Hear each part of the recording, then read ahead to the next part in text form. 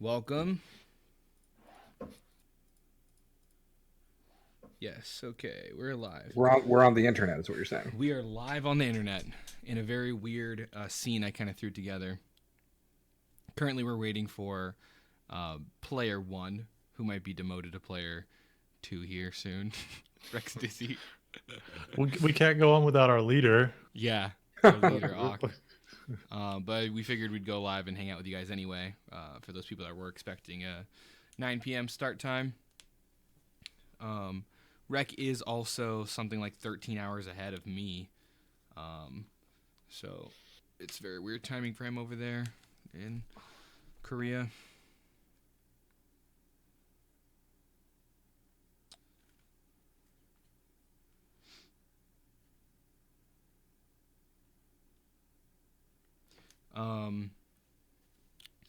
So yeah, do you guys want to talk about the previous episode? Maybe we'll do a bit of a longer recap. Sure. Let's recap together, I guess, right? Because Sure, it was yeah, supposed we to be. can try I guess to my camera's off. piece it all together. Yeah, it is. I mean, it doesn't have to be on if you don't want it to. We just do Yeah. melodrama. Yeah. So last time on Dragon Ball Z, we went around some toilet water, right? And in the toilet water, we sort of. I feel like we fought a guy. We found a guy who was fighting another guy. He was right. Yeah, it was Mortlock was fighting Vaz. Yeah, because I feel like most of the last episode was punch times, right? If I'm not mistaken. Yeah, I think last episode started off with us figuring out what treasure was on Blood Lady, and then from there we ventured into the final area of this dungeon. If I'm remembering correctly. Yeah, I think after we found that treasure, we walked in and saw the two guys fighting, who were Mortlock and Vaz. And the one guy ran away, who was Vaz. We found out eventually, and from there we buddied up with Mortlock. Didn't want to hurt him anymore, and Adrastia even healed him, if I remember correctly. And in doing that, he told us there was some treasure behind us in another room, and so he put that treasure in the bag of holding, Arno's bag of holding, and then we went into the other room to go find out what Vaz was up to. Vaz is an interesting character. I mentioned this last episode, but I really liked his voice, and now he was messing with you guys, and how the statues came into play in that fight. I believe he's a dead character, though, right? He is a dead character. Character. Well, he's interesting. It's interesting that we'll never see him again because he is deceased. He is no longer around, just like your Skelebros. Deceased. Hey, let's not. I know it's been 2 weeks, but the wounds are still real. Yeah, aha, and huh? I think it was. Yeah. Yeah. I'm sure they had names. Also Radagast. Dude, all our little companions. It was probably Radagast's family, the other rats. Oh my gosh. How could I face them? I'm happy we didn't go over there. That would have been too much. Yeah, dude. Oh, and you guys still have those beans to mess with. Yeah. I don't know if we want to, though, after what happened to Radagast. Yeah, you only used 1 bean so far, right? Yeah. How many beans are there? There's 7 left. Yeah, there was 8 total. Oh, that's right. Hi, Scourge.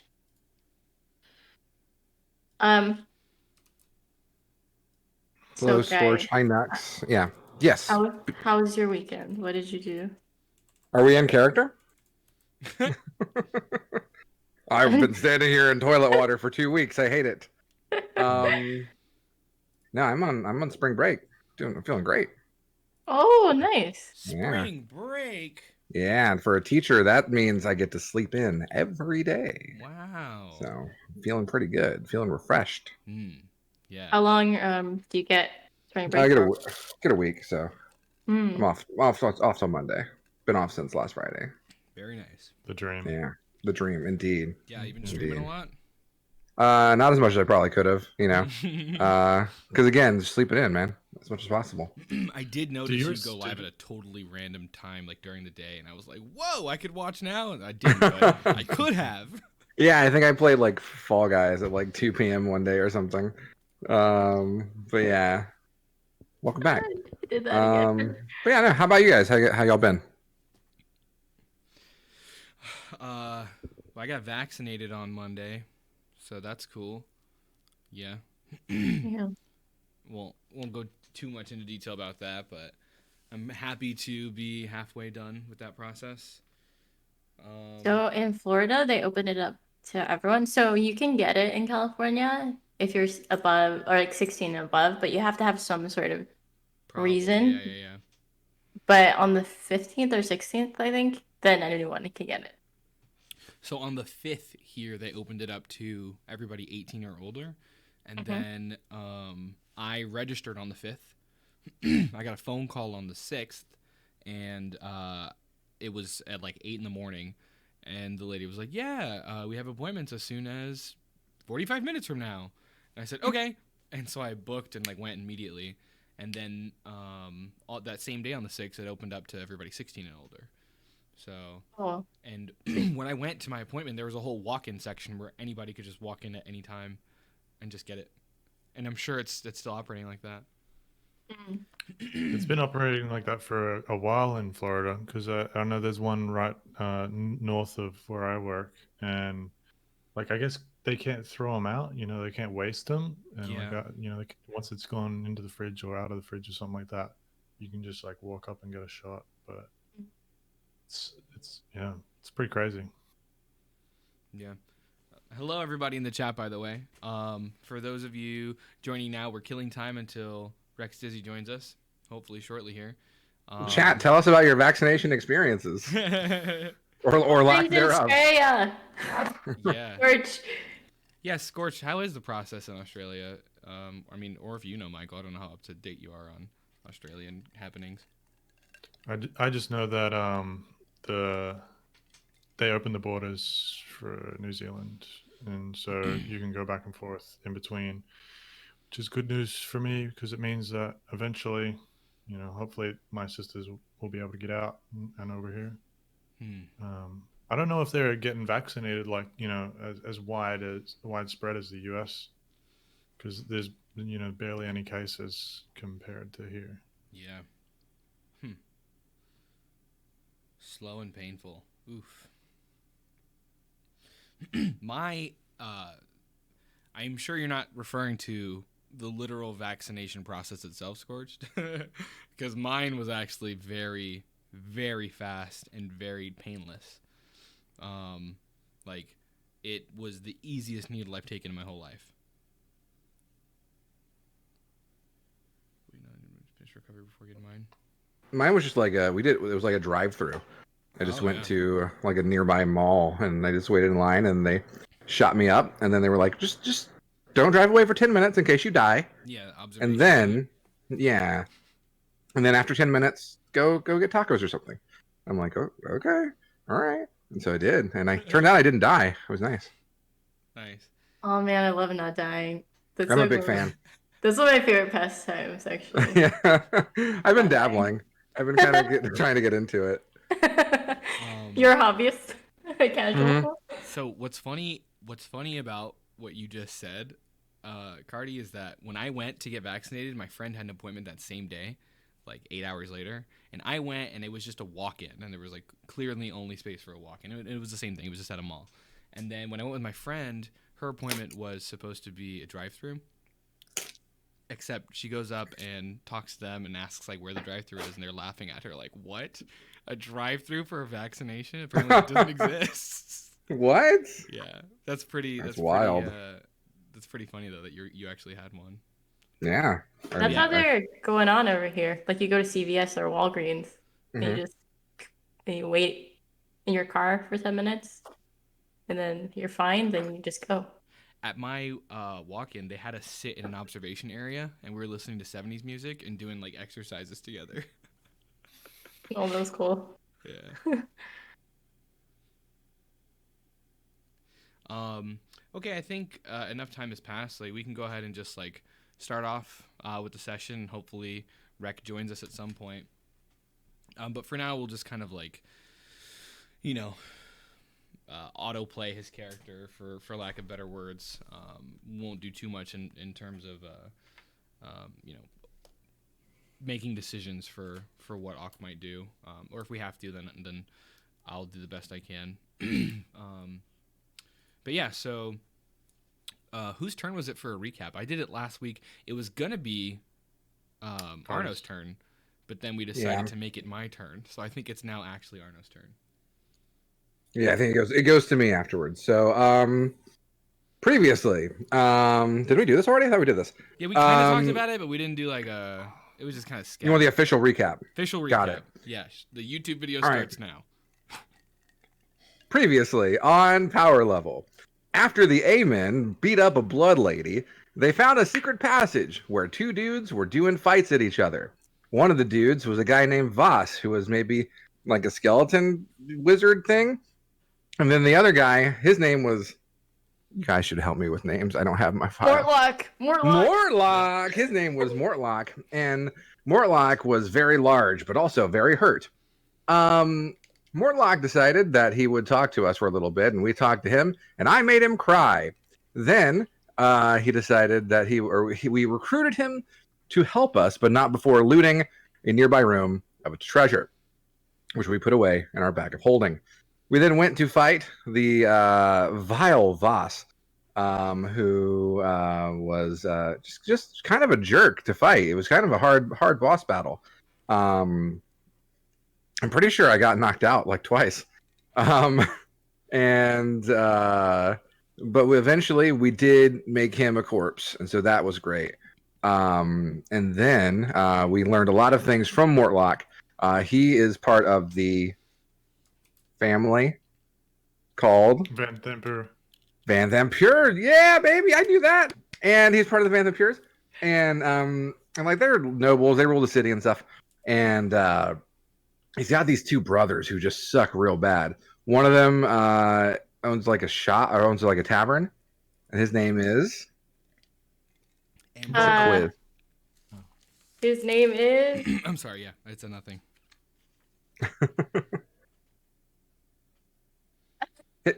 His name is. Do you want His help? name is Bill. His name is William Smith. And then Amric. Amric. Oh yeah, he owns a little lantern. Yes. Yeah, the Low Lantern. And there's also another brother who has like imps who are spying all over the city. His name's not important. Yeah. And don't care about it. We'll never care. He'll never come up again. And that's about really where we are. We've decided we're here at the end of this quest to go underneath it. We decided not to blow up the dungeon. We decided we were going to save our fireworks for a future date, possibly to blow up the Low Lantern, because we want to help Mortlock be able to live a life free of fear of his family. Which, don't we all want that? I think we all want to be unafraid of our own families at the end of the day. And I think that's mostly the recap. I'm pretty sure it was a big fight. Most of the episode was fight. Sorry, at the very end I started typing into the chat, so I didn't catch the last couple sentences you said. I know the very last few things that we need to remember. You guys have a ton of treasure to look through. A ton of treasure to look through. And that's definitely going to take us some time. You also, we have the mystery of what the hell happened to Rek, Ock, and Ock's axe. That's got the cool new style on it. Ock also has asthma or something now. If you guys remember that. Oh yeah. Yeah, he did something to a statue, or I think we said blew up a statue or whatever, and then now has asthma. Now he has some kind of thing plaguing him. And we determined that was a curse.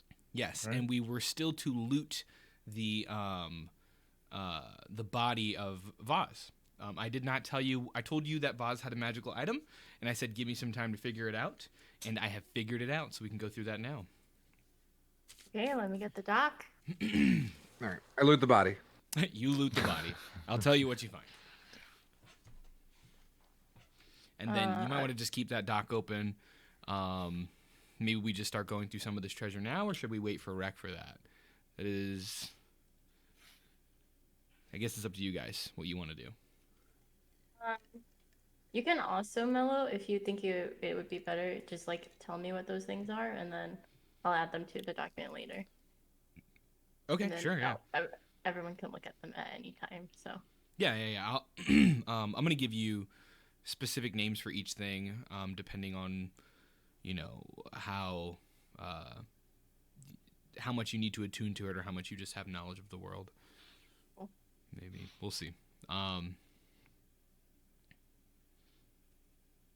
Yeah, so you loot the body. I guess we'll go into...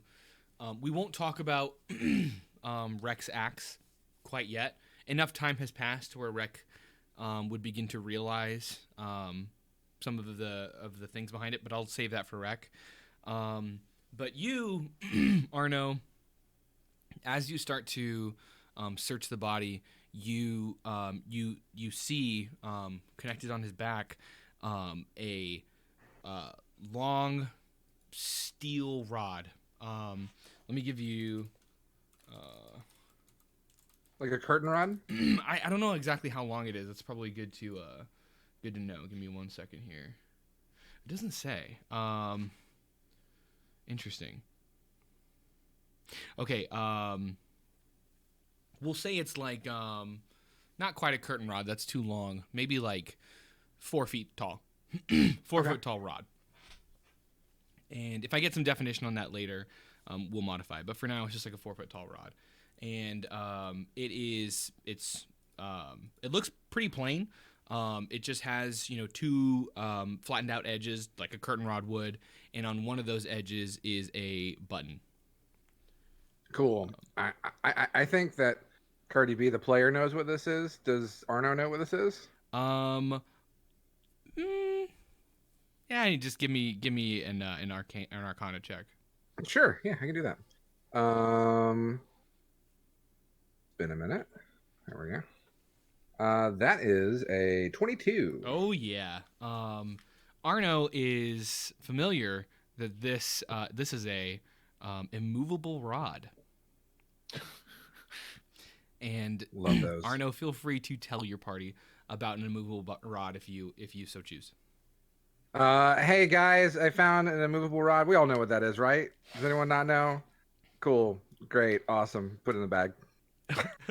Adrasi is gonna look over at Apithil and be like, it's okay to say you don't know if you don't know. Like, it's not anything weird. Just admit that you don't know, man. Don't have an ego about it. I definitely know what it is, but maybe Auk doesn't know. We should probably explain it to Auk.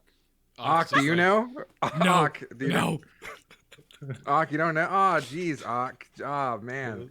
Okay, well, it's you see, you click the button here. Hold on, let me show you. I click the button on the rod. Yeah. I let go. Yep. Rod stays there. Doesn't move. I like karate chop a little bit. Yeah. Your hand just stiff into it. I Check would it even out. say Auk would try to see if Auk can move it. So he'll make a strength check to see if he can move it. Are you rolling for that right now? Yeah, I rolled for it. Cool. He did not move it. It is a DC 30 strength check, which isn't even possible for Auk. Even with a nat 20, I'd have to be nice, but yeah, not possible. So yeah, this rod has yeah, we're missing Rekstizzy Noon. Welcome though, by the way, everybody. Noon, Amano, Scorch, Nux, anybody that hasn't said anything yet, welcome to the chat. Oh, I didn't even do announcements or anything, or like welcome the players. Sorry guys, this is a weird entry. But yeah, the rod, as soon as you press the button, all weight leaves your hands, and you could now hang off this rod and it would not move. It can support a lot of weight, and it's seemingly immovable. Yeah. I click the button. You get it? Auk nods, thumbs up. Cool. Put it in the bag. Cool. Your bag? The bag of holding. Okay, gotcha. This is I can share. I'm a jerk, but I Yeah. share. Sure. Yeah. Speaking of sharing, what happened with the magical item on Voss? What was that? That was it. Oh, okay. Yeah, I thought that was I the thought it just one. randomly appeared. No, no, no. That No. rod he found on the back of Vaz. Oh, I Um, thought it was on the back of yeah, Rex. but yeah. So you would also notice Vaz has some things in his pockets. Oh, So again, I mean, is everybody searching the body here, or is it just Arno having his day with Vaz? I think we'll just let Arno look. Yeah, I'm gonna take it slow. I'm gonna go Cool. through every little crevasse. Yeah. You know? So as your hand starts to wander down into the inside pockets, you feel Yes. you feel a small statuette that you can't quite make out what its shape is unless you actually pull it out and look at it. I'm gonna do that. Okay. You see a very cool looking statuette of a lion, and this is it doesn't seem like it's made of gold, but it's definitely painted gold, and it looks good. There's a lot of detail, and yeah, you if you want to make an Arcana check to see if you're familiar with what this thing is, we'll see. Sure. 20 dirty. Wow, nice. Okay. You're familiar that this is a golden lion, of which there are other types of golden statuettes in the world. But you know that this, when spoken its command word, gives you the ability to summon a lion, which will obey you for a certain amount of time, that which you do not know, before it's used up until it's able to be used again, which you wouldn't know how long that would take. Sure. But I put that in my bag. cool. Hold on, my bag. That one. That one goes in your bag. That one goes in my bag. Sure. And then the last thing you see is actually in his boot. As you make your way all the way down to the bottom, you pull out a stone, a nice looking hefty stone, and the stone has a picture of no wreck yet, Gilf, but hopefully Rex shows up soon. For now, we're just kind of going through treasure and stuff and autopiloting his character. Autopilot was the word I was looking for earlier.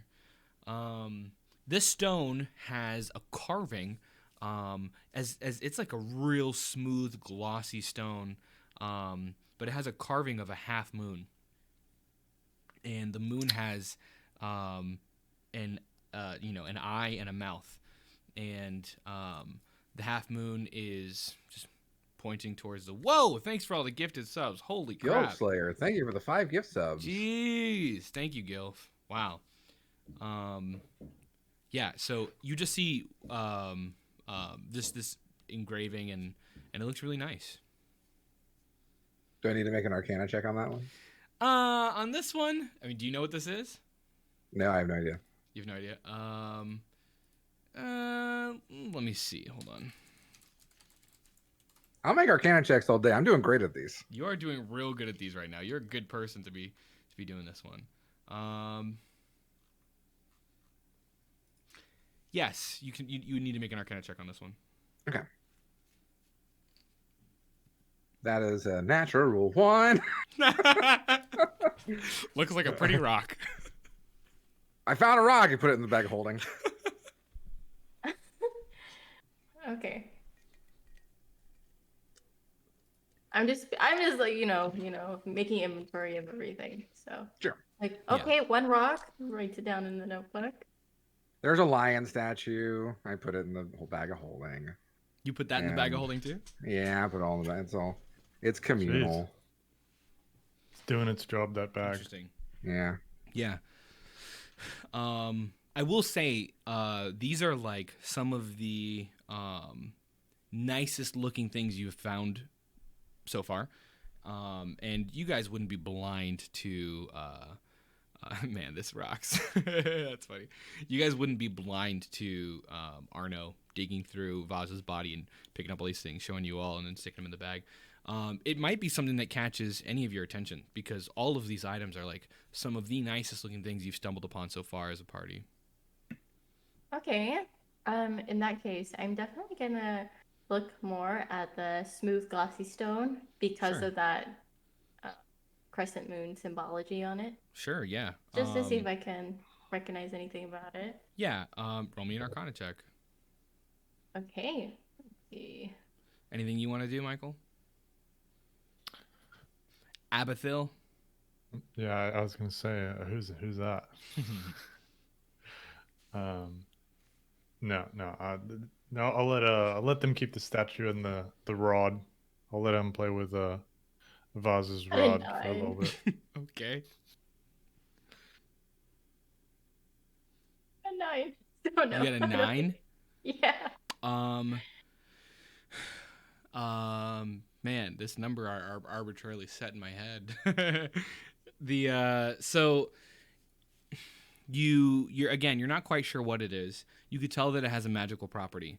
But at this point, between you and Arno giving your best looks at it, you would know that your only other real resource here for being able to tell what a magical item would be Abathil. Arno thought it was a passing rock with the design on it. But you do pick up that it has some kind of magical nature to it. You just have no clue what it would do. Okay. Since I know that, Adrastia is gonna take the stone from the bag of holding and just hold it over to Abathil and be like, "So you're very wise. You know many things. You must know what this is, right? You knew what the other thing was. You must know what this is too. Yeah. You don't have to tell her. You don't have to tell her, Abathil, but go ahead and roll an Arcana check, and I'll tell you if you do or don't know what it is. Okay, I'll roll it right now. So I rolled an 11. So it's probably lower than the number that I think. You don't have a bonus to Arcana? That is my bonus. Oh, 11 is with your bonus? Yeah. Okay. Same deal, man. You're just like, you're like, dang, I think I've seen one of these before. It's like on the tip of your tongue, but something's off. Like you don't have enough information to piece it together.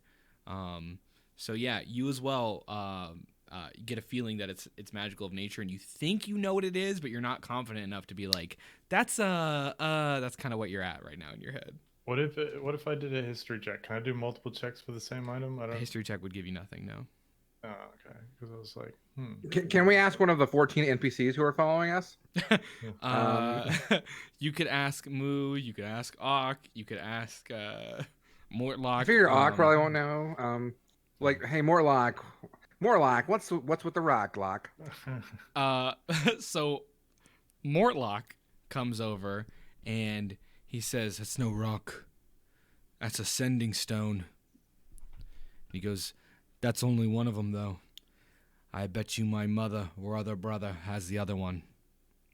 And a sending stone is not a commonly used object.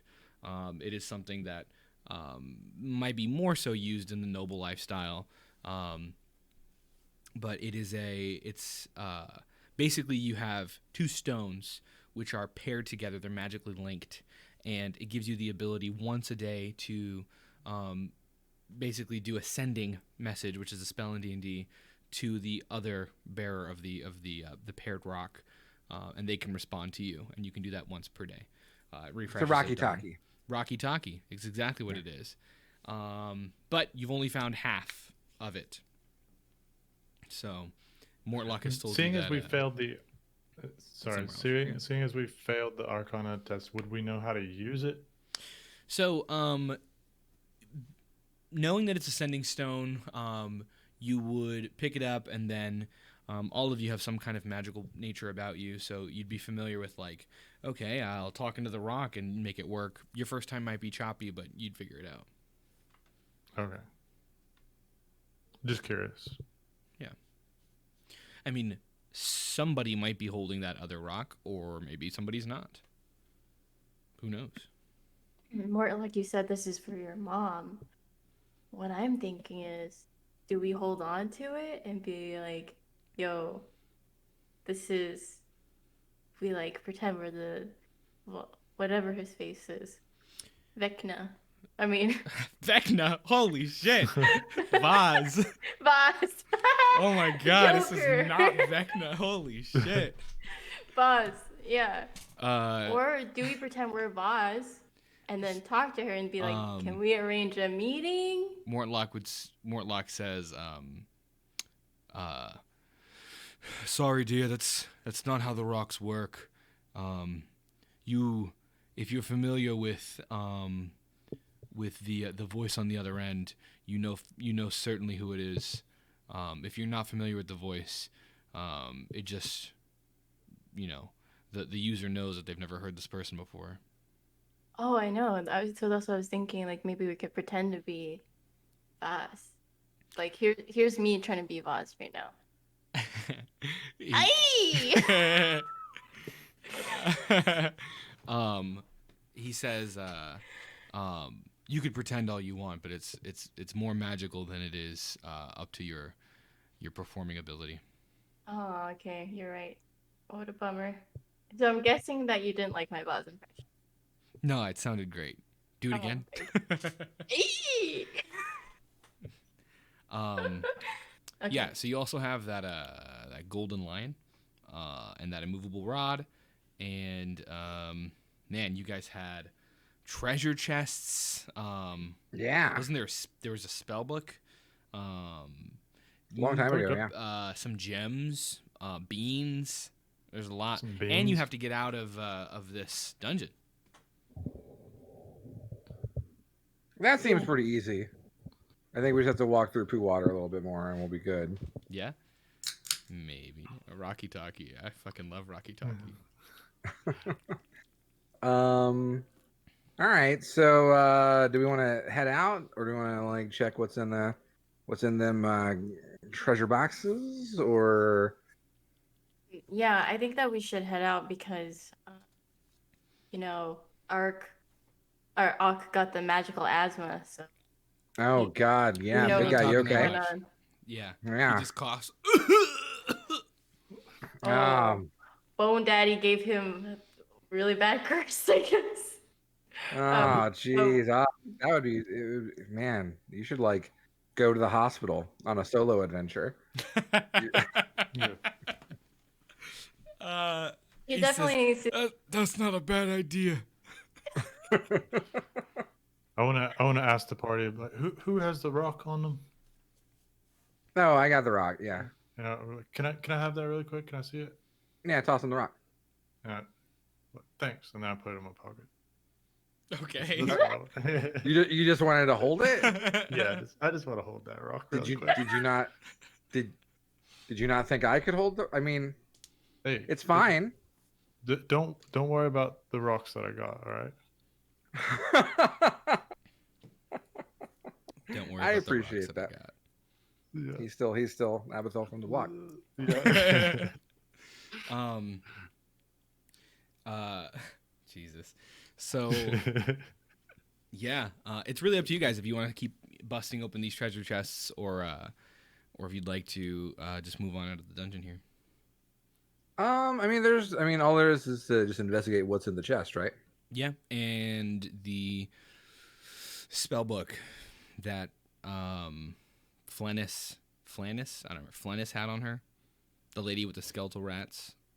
Lady and rats. I think we knew it was in the spell book. I gotta find You had multiple my spell notes. books. You had not touched her spell Yeah. book yet. Hers was the one that had a lock on it. Yep. Oh yeah, that one. I don't want to touch that one. That one seems bad. So I think that what we should do is, we can always look at the chest any other time. Sure. Right now, it may not be the safest to continue hanging out in this dungeon. Mortlock, what do you think? Like you said that this was the last leader of this cultist group. Would they be effectively eliminated now? Well, Mortlock, he says, well, the thing is the cult won't hold up without their leaders, but that doesn't mean that the remaining members out there won't still try to act in the the word of their lords violently and randomly throughout the city. So there may still be trouble for days or weeks to come throughout Baldur's Gate. So you're saying we didn't kill enough people? Well, I mean, I don't know how many of them you've taken out, but you're just A asking me lot. based on me knowing that you've killed the leaders. You should probably get a report from Zaj to find out how serious the situation remains. You know Zaj? Yeah. Everybody knows Zaj. Cool. I wasn't sure if something like it had been revealed or dropped. Yes. He's I was like, yeah. who doesn't know Zaj? He's like the Dumbass, sheriff of the whole course. city. Sure. Yeah, it makes Came sense. to my daughter's wedding. Hey Bree, hey Liz, good to see you guys. So Hi, friends. we don't need to. You don't think that they'll come back here? Not with the altars of their No, deities. they essentially, definitely could come back here. Most they definitely. definitely could come back Oh here. yeah, I mean absolutely. So This was the only place they had to really hide out. you guys, you remember that plan I had about destroying? Remember my notes? I did Yeah. mark all Yeah. the support beams. Should we not use a little bit of powder? I I prefer think- you didn't blow up my brother. Wow. This Guys, is a who's that? turnaround from 2 weeks ago. Where you seemed pretty on board for blowing up He your was brother. hesitant. I watched the VOD. He was hesitant. Okay. All right. Well. So Yeah. here's my. I'm not saying that we can't use explosive powder for both places. We take half of the barrel, use it for here, and then the other half for Mortlock's growth. Yeah, because we Anyway. really only need to blow up the first room, right? There's only one entrance down here. That we know Yeah, but I think Well, yeah. it should be extra. Flips through journal. BM. We should do the altar room too. Okay. Yeah, I'm into it. Yeah. Okay, cool. Two controlled, extremely controlled, very controlled explosions. I thought you would be all over this, Arno. My Oh guy, no, yeah, telling- I'm into it. Oh, okay, yeah. great. If we're on the same page, let's do it. Yeah, I'm fine with that. I just, I personally would not like to get blown up again in this toilet. I agree. Let's set up the explosive powder and then make our way to the exit. And then when we get there, we blow that part up too. Sounds good. Okay. All right. That's the plan. So hey DM, we're gonna do that. Okay, cool. Yeah, I'm listening. So you're basically just laying out firework powder, not explosive powder.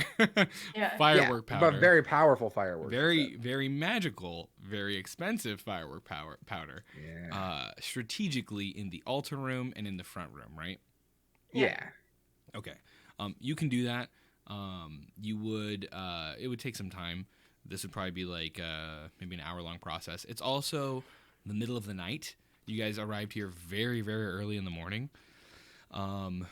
Yeah, so we'll just call it, I don't know, about 6 a.m. by the time you all get done. And then... really quick. Yeah. Really, if it's firework powder, wouldn't Arno know if it was gonna explode or not? Oh, you're all aware that if it gets lit by fire, it's going to explode. Yeah. Okay, Like so it's not just gonna be like a little firework and then like not collapse. No, it might be more than that. Who knows? You're also Okay. aware that there's something magical in nature about this firework powder, which you stole for reasons we never found out. and we never probably will. at Probably this never, point. but whatever. Yeah. We got a free bag of barrel of fireworks until you go to the local fireworks store and your name's on the walls. Yeah, no, you're able to lay it out. Tell me, what is your plan though for how you're going to ignite in the altar room and then again later at the front door? Man, I sure wish we had a skeleton left. That'd be really, really, really useful. Would you like me to bring you So- back to the dungeon map? Yeah, that's fine. Okay. So you can, sorry, chat. this is what they're seeing right now. Our cameras are messed up on this because it's made for 5 people. Well, I guess I could join on my phone as a 5th person. But if it's just so you can see the map that they're all referencing right now. Whoa. This was the whole dungeon they've been exploring the last few weeks. Our leader! Oh, snap! Yo, I'm so sorry. No, Oh, you're dude, good. We're happy you're here. We're happy you're here. He lives. Hello. Great leader. I just have to fix... I really have no excuse. I don't know. My alarm didn't go off, but Dude, it happens. Yeah, you're good, man. You're good. Yeah, don't worry about it. Mel's just changing this. Yeah, I'm fixing the cameras now. cameras. We're just happy you're here, man. How are you? How are things in Korea? yo, Okay, we're gonna delete Things are this real good. quick. I didn't even go out last night, so I could wake up early. Nice. It is early for you still. Yeah. How's what's going on? We're just leaving. Did we're we leaving at finally? I listened to the whole vibe last night too to like do the recap. Oh, excuse me, everybody, while I fix this slowly. You listen to the Rex. whole VOD? You're gonna be on. Huh? You're gonna be on the next recap. We skipped you. Okay. Do some more studying. But yeah, you haven't missed too much. We found some cool shit. We found a rock. We found what else did we find? A lion statue that summons a lion for some reason. For some reason. And a rod that if we push a button on it, it stays put in space and time. It's pretty good. All right. Wow. We also have some blazing shitty clothes. Yeah, you all found an immovable rod, one sending stone, and a golden lion. And I withheld from talking about Rek's axe because he wasn't here. Rek, Oh. I think I can hear myself through your screen just a little bit. Okay. A little bit. My speaker's finally better. Rek, at this point, you have spent enough time with the axe that you've begun to recognize some of its properties. And I'm just going to go ahead and tell you the name of this item, and then you can Google it and see what it does. So your axe has turned into a berserker axe. Whoa. Yeah, so moving forward, you now have all the properties of a berserker axe, which I'll read for the viewers. Actually, I have the DMG right in front of me. I can just read it here. Berserker axe. So, you gain a +1 to attack and damage rolls made with this magic weapon. That's awesome. In addition, while you are attuned to this weapon, which you now are, Rekstizzy, your hit point maximum increases by 1 for each level you've attained. So your hit point maximum now has a bonus 3 to it. Curse. This axe is cursed, and becoming attuned to it extends the curse to you. As long as you remain cursed, you are unwilling to part with the axe, keeping it within reach at all times. You also have disadvantage on attack rolls with weapons other than this one, unless no foe within 60 feet of you unless no foe is within 60 feet of you that you can see or hear. Whenever a hostile creature damages you while the axe is in your possession, you must succeed on a DC 15 Wisdom saving throw or go berserk. While berserk, you must use your action each round to attack the creature nearest to you with the axe. And there's more details on it, but you now have a berserker axe. That's what happened to you in the room with the sarcophagus with the barbarian on top. I like it. I I feel like now I'm not even in control. The axe is controlling me. You definitely feel like it's difficult to part ways with this axe as you become attuned to it, and the other properties of it are kind of just like magically flowing into your mind. Like the things you now know come with this axe. Like you feel hardier, you feel stronger, you feel more accurate, but you also feel a very, very strong bond with this axe. It's hard for you to walk away from it. So You're gonna have to name this axe now. It's gonna need a cool name. All right, I'm gonna think on it. cool. Legit. Okay, so you're able to lay fireworks in the altar room, which is like the deepest room in this mofo, and in the entrance, which is obviously the first room in here. But I want to know how you plan on setting it off and from where. How far would it be from the entrance? I mean, you can see the whole dungeon here. It's the whole length of the dungeon. It's literally as far as you can possibly go. The altar room is here. Okay. I thought you were talking about the other altar room right at the entrance. I mean, I guess it was Adrastia who was talking about it, so it's whatever they mean. What sort of tools do you have where we could remotely detonate the explosives? Sadly, that's not super in my wheelhouse at the moment. I'm more of a up close kind of blow things up guy. I could, let's see, what can I do? I mean, throw a fireball at it.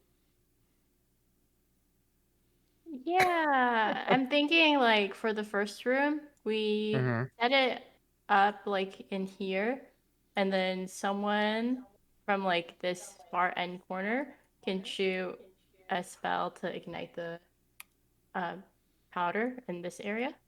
Sure. And then we make a run forward down here through the secret passage. And then in this room, I don't know if you guys can see where I'm pinging. If you shift ping, it brings us to it, I think. Okay. So this is what I was talking about before.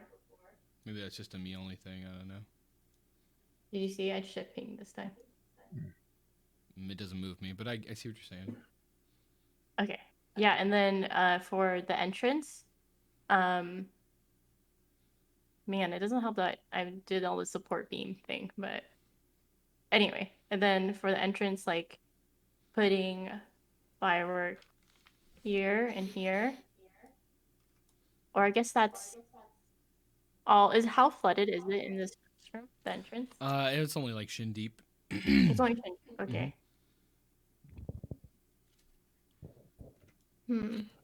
I have a spell, Unseen Servant. Spell creates an invisible, mindless, shapeless medium force that performs simple tasks at your command. Oh. Well, yeah, that seems pretty good. It's only up to 60 feet. We also have this lion. Yeah, we also got Summon the lion, put a fucking fireball in its mouth and make it run into the explosive. I don't know if I want to sacrifice our lion friend just yet, but do have Moo. And we're level 3, right? And so, like, I don't think he doesn't seem to be getting stronger. And I feel like he's going to be outliving his usefulness pretty quick here. What about the rat? We need more rats. Rat's gone, dude. Rat's gone. Skeleton's gone. Radigas died. How dare you bring him up? What about that? Hey, you lady we saved. Oh yeah. What's her name? Vendetta Cress. Hey, Cress. You got anything you can do for us, or what? She We're not blowing up Vendetta. says, No, we're not gonna blow up make Vendetta. it out of here alive. Yeah, like, do you have, like, I don't know, can you make a skeleton rise from the grave or something? Nothing like that. I can move wine. Forgot how she sounds. Wow, great. You can move wine. Great. We got our full party. We got a fucking artificer and 2 wizards and a sommelier. Great. Awesome. Okay. Kick this dungeon's ass. But that's my plan. So like first put the explosives in this room from the far corner while we're in the water, by the way, too. We shoot a spell, the angle to ignite it in for that room, and towards the entrance. I want to get like the pillars here, just since they're the closest in this first area. I don't know if you can see. Oh, you're talking about the entrance? Yeah. Oh, okay. Just so people can't go down that way. Sure. So we're blowing up the entrance area.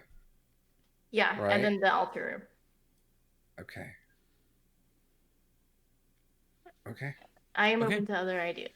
No, I'm into it. So starting with the altar room, seeing as you don't want to, block yourselves in if the roof collapses, you're able to lay out a shit ton of firework powder, and then you guys are just shooting some firebolts in, wait until it explodes, and then running away. Yep. Okay. Anybody want to say anything before the cutscene begins? It's been nice knowing you. It's been an honor. Yeah. Yes, you're good. So, I imagine Arno and Abathil, I just kind of see a couple firebolts just like until finally like one of them catches, and then you guys hear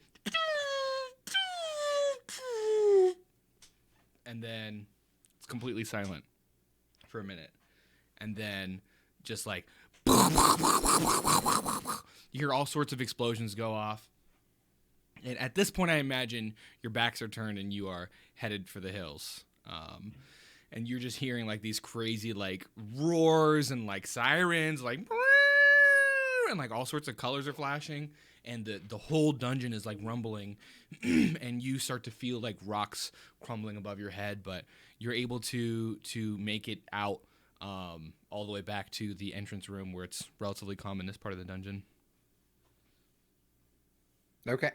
I just pictured like a Michael Bay scene when we're like jumping out explosion. Yeah. No kind of athletics checks are necessary. You guys were far enough away to where you were able to outrun. It didn't seem like the building was collapsing behind you, but you definitely caused some ruckus in that room. You might have to go back to see exactly what happened if you're that curious. Yeah, I might want to check. I want to check. Yeah. You would probably get about a few rooms away before the dungeon stops like shaking so much and you stop hearing everything.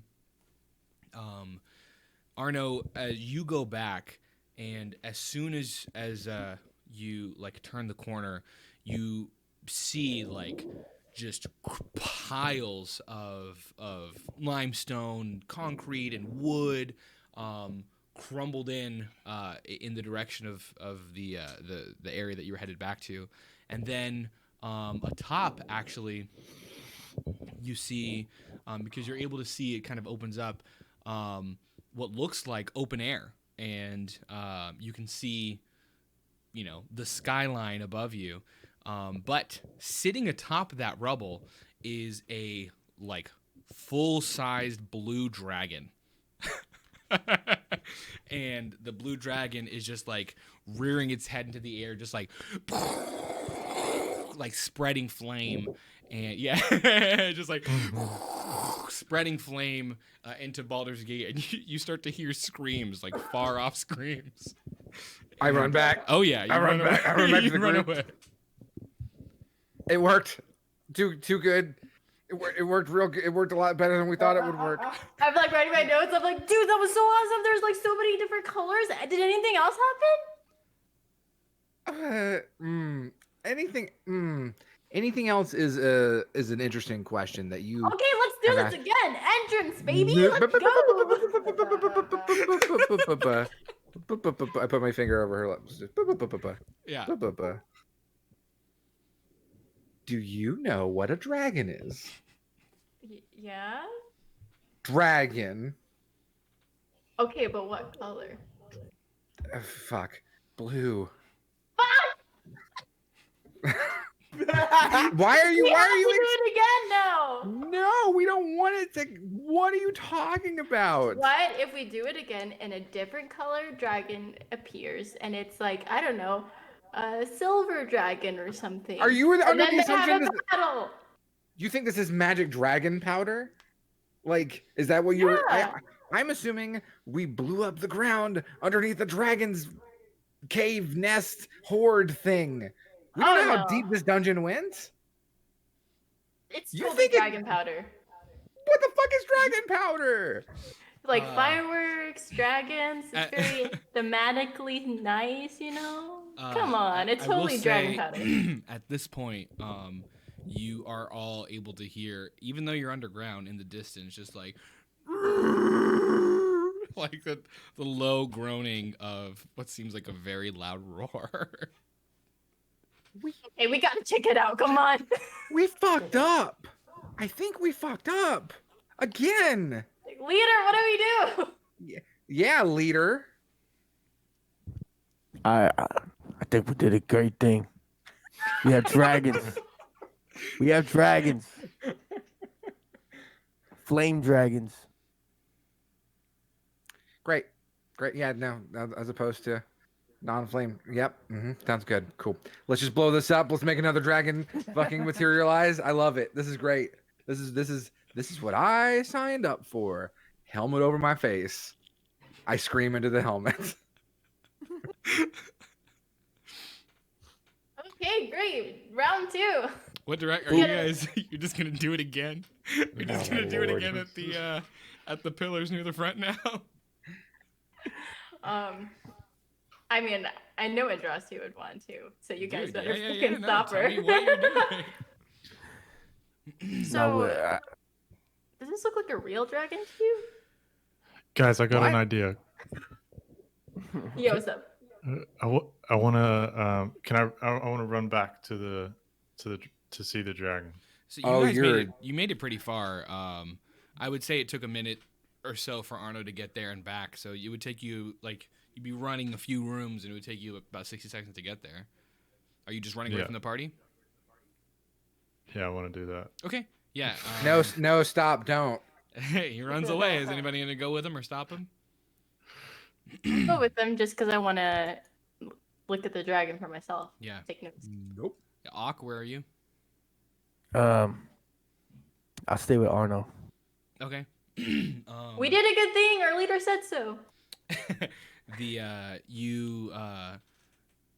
The two of you run back to the rubble area that Arno just described. You see it just as he described. A pillar of just piled up limestone and concrete and wood, and there's pipes bursted, and you can just see water spraying down and sunlight, not quite sunlight because it's still sunrise, so a bit of sunlight coming through, and then you see into the orangey hazy sky. You don't see a blue dragon sitting atop rubble like Arno did. You see a dragon way up in the sky, just kind of flying in very tight circles, directly above the pit that you have now created. And it looks angry. It's menacing, it's flying and whipping its head, and it'll randomly whip and then twist one direction and let out like a burst of flames into the air and spiral down and then wriggle its body and twist back up. It's having a good old time. Okay, Dancing for us. It's very far away from you. So when it's blowing out fire, does it sound like anyone's been hurt or anything like that? Or just panic? If you wanted to climb this rubble to get back to the surface, it would be a feat. It would be you've created a very big pit. It would take you a while, and so therefore you can't really hear other than the screams of what sounds like a city screaming above you. You can't really make out small situations just by sound. Okay. But there's obvious panic in the air. Oh yeah, there's panic in the air. Okay. Abigail, we're here. There's an actual dragon. How cool! This powder is so great. We should definitely be more. I don't know. Should we do it again? Do you think we want a dragon v dragon situation? If it definitely summons another dragon, that would be cool. So let's just go ahead and do that one. Not even there. My party's insane. The dragon that you were just watching, twist and twirl up in the air, starts to spiral down towards you at an incredibly fast speed. It's spiraling towards the ground, right back into the pit. And, oh shit! Yeah. Okay. You would probably instinctually want to run. Yeah. I want to shoot a firebolt at it. Sure. Roll the hit. I don't want to let him. I want to knock him away, far away from the rubble if I can. Okay. So, Adrasty, roll me a strength check. Abathil rolled a hit.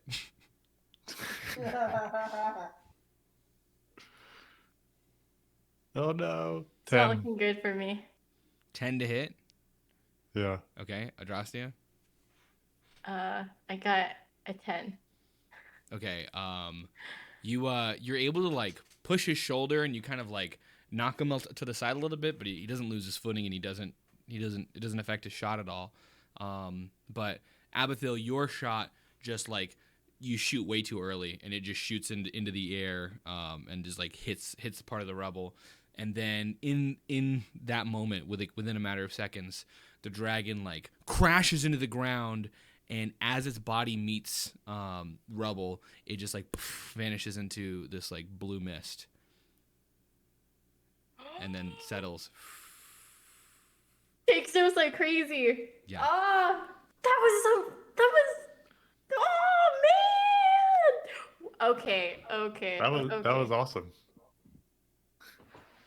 I What was not a expecting that at all. performance! Wow, this is some amazing stuff here. So definitely, I am totally down for doing this again. We know that the dragon just poofs after a while. We hope. What about Maybe you? a real dragon will show up. You still hear screams above you in the city. To be honest, I just wanted it to follow us to knock down the rest of the dungeon, but yeah, that's. I mean, at least we have another way out now. Wouldn't it have also knocked into us and then us die too? Maybe. Maybe. Okay. Let's go We'll tell the never know. others. That was so awesome. I can't believe they missed out on such a spectacle. It just Yeah, poofed. Dude. Well, let's go back and tell them. Yeah, let's go. Okay, yeah, you're both able to make it back with Arno and Ock and Moo and Mortlock and Vendetta all just standing there waiting for your report. So are you happy? I feel a lot better now. Dragon poofed. I'm sorry. I shot a fireball at it and it disappeared. I'm pretty What? strong. I was a Yeah. witness to this. Yeah. The fireball didn't really hit. It was kind of just like next, but yeah, it was strong enough. It sent out this wave of energy and just killed the dragon. It just poofed. Even though the firebolt totally missed, it just still killed the dragon. What? So yeah, let's go. We're gonna do it again, I think. Is that our plan? Is that what we decided? Yeah, I think we decided that. Yeah. Okay, onward. Come on, Vendetta. Come on, Mortlock. Come on, Moo. Let's go. Come on, extended NPC cast. Yeah, they Mortlock and Vendetta at that point say, well, Mortlock says, I can get her out of here. What's the plan for meeting up at the Low Lantern? I don't really need to be a part of that spectacle again. Yeah, you weren't. Yeah, I mean, I get it, Mortlock. You don't like to be part of things. It's fine. Well, Mortlock, where would we find the Low Lantern to begin with? He's able to give you like exact directions. Okay, cool. So it's like it's within Boulder's Gate, right? Oh yeah. You'd be able to navigate there, no problem. Okay, cool. Well, it's like 7 a.m. or something right now, so Yeah, it's early in the morning. We definitely need to rest, but companions, what do you think? Maybe tomorrow night? Yeah, I think we should rest. I've been raging. My nipples are a bit burnt. Fully extended and burnt. fully extended. That's great.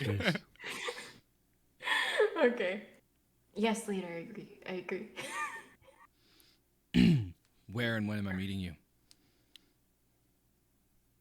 More like they know your face at this Low Lantern.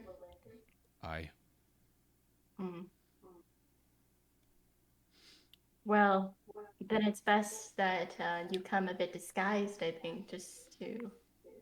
We wouldn't need to It's Are they it's suspicious of you? it's a you bit think, hard Nathaniel? with and he points to his like disfigured face and massive hulking figure. Well, yeah, maybe you're right. Okay.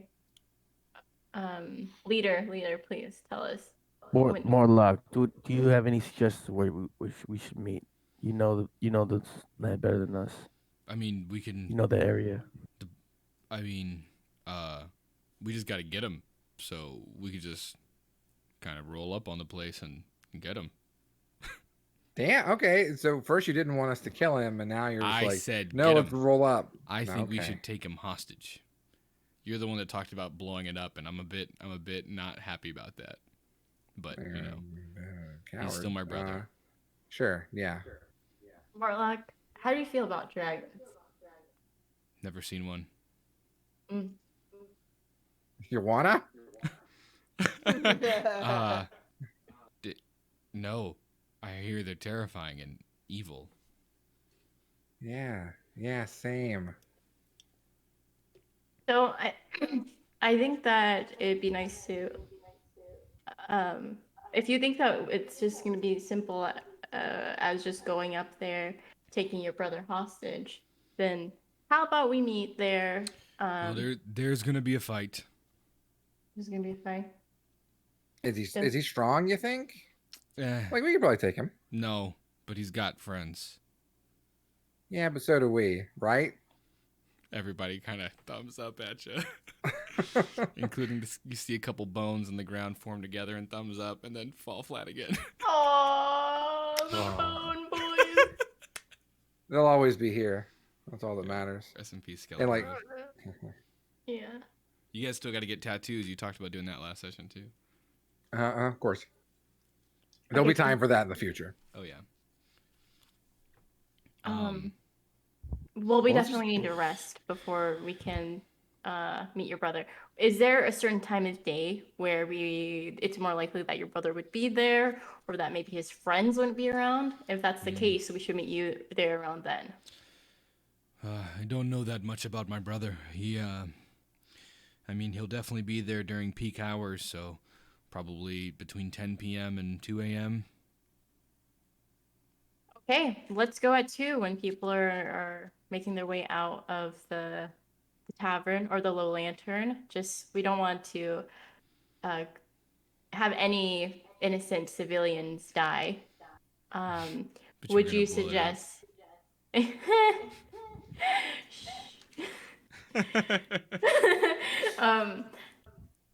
I guess my last question for you would be, you said that he has friends. What sort of friends are these? He Anything we can- I don't keep up with my brother's daily business. He has many friends. He's the most social of us. There could be a wide array of patrons at the tavern that would do a lot to see my brother live another day. The tavern, if I haven't mentioned, by the way, is a boat. It's a ship. A ship that was converted into, essentially a functioning tavern. So it is docked at the pier, but it's very clearly a business. So people are familiar with it around here. Do you want to go tonight at 2 a.m.? Tomorrow? Tomorrow, I mean 2 a.m. Are you talking about like 19 hours from now? Or are you talking about like Are we really doing this? 2 a.m. is fine. Yeah, 2 a.m. works. Cool. So you guys have a Yeah, whole we're- day, and then you're We're gonna taking a go little out. nappy nap. You're gonna Are go we out taking? real Are we late doing a tonight. long rest? You We already will took a long actually. rest today, so you could take a short rest. Oh, we took a long rest already. You did, yeah. You took a long rest, and that's what got you up here so early in the morning. Yeah. Well, hold on. Wait. I thought, but it's been like 12 hours. Not We at all. got here at like 4. Yeah, it's like something. 7 a.m. You got here like 4 a.m. Yeah. Oh, wait, it only took us 3 hours to go through the rest of the van. All right. Yeah, it's very early in the morning still. Felt like it Um, took longer. It felt like it took a month. Yeah. Uh, yeah. So, yeah, I don't remember the specific rules on long rest. I know you just can't take another one immediately. Um, so a certain amount of time has to pass, or maybe it's at every dawn. I think you can take one long rest per dawn or some shit like that. But for now, if you wanted to kill time until 2 in the morning, there's a lot you could do. You have a lot of treasure to go through. You still got to report to Zaj. You could go buy and sell things. You could just take a short rest and we could time skip it and say we're there. But there's a lot to do. I mean, I guess. Sorry for pushback on this. We're not seeing him until 2 a.m., right? Yeah. If we got here, I would imagine our long rest started prior to, the time. Like, I don't know why we couldn't long rest. I guess. Yeah, I mean, 2 a.m. is Like, almost a whole day from now. There'd be no sense in, you could just take an early night tonight and try to Yeah. wake up right before. I mean, I got no plans. Yeah, you could try to do that as well. Wait, where are we? Are we in the barracks? Not yet. We're still in the dungeon. Yeah, you're still in we're the still dungeon. waiting. We slept in the dungeon? No. You slept in the barracks. You guys cleared most of the dungeon, left, took a nappy nap, came back fresh off a long rest, bright and early in the morning, finished it up, and now you're leaving the dungeon. It's still the morning. Yeah. So when we leave, we should go back to the barracks, report to Captain Zaj, do whatever the heck we want after that. Check the treasure chest, go shopping, whatever during the day. We should just sleep earlier and then wake up around the before we're supposed to meet him, get ready, and then go. Cool. Sounds like the plan. Let's Yeah. do it. Are you blowing up this room too? The I think we are, right? entrance, Mm-hmm. Abathil. I mean, I thought that what we saw was really cool, but I always defer to our great and humble leader to show us the path, the right How one. much powder do we have left? I said we only wanted to use half. Yeah, you wanted to use Reserve- half on the whole dungeon. Yeah, whole so I would dungeon. say it took about a quarter of the barrel to get that first room going off. You Okay. another quarter left, or you have another 3/4 left. Let's. What do you guys think? I think we should save the powder. Actually, I mean, I think we're gonna blow up this room and then save the other. We got still half the barrel left. If we pop this room, and I think that I'm fine with that. We could check to see if the dragon killed people, I guess, and maybe if it did that, then maybe we shouldn't do it. But if it didn't, though, then we should do it. How do you expect we're gonna go see if the dragon kills people? We have to get out of here. Go. It's a whole thing. Come on. I mean, there was screaming on the streets. How about It's this? Baldur's Gate. They're screaming on the We streets every can night. save the powder. Fine. What I propose instead then is that we get our great leader to just go crazy with this new axe and destroy this entrance area so people can't come down here anymore. We can try to destroy the staircase. I can do that. And also, are you guys sure it was screaming or cheering in the street? It was a dragon. Sounded like screaming. Okay. But sometimes I scream when I'm like really happy. Like, yes. Yeah, sometimes I get just All real right. fucking hyped and just scream in terror. It's great. I love it. Yeah. Sometimes they do that. Like, remember that one time that we saw this like spooky little cloud in the distance, and then the town was gone. I think I was like, a little during that time. Yeah, we all were fun, because yeah. it was horrific. What? Work your magic, buddy. Work your magic. Slap vigilant blessing. I'll take a swing at this.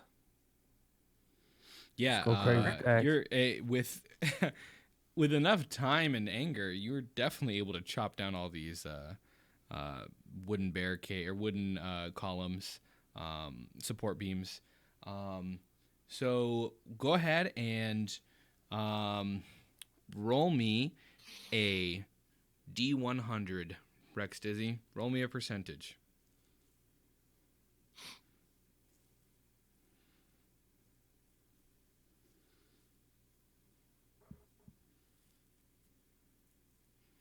$92. Okay.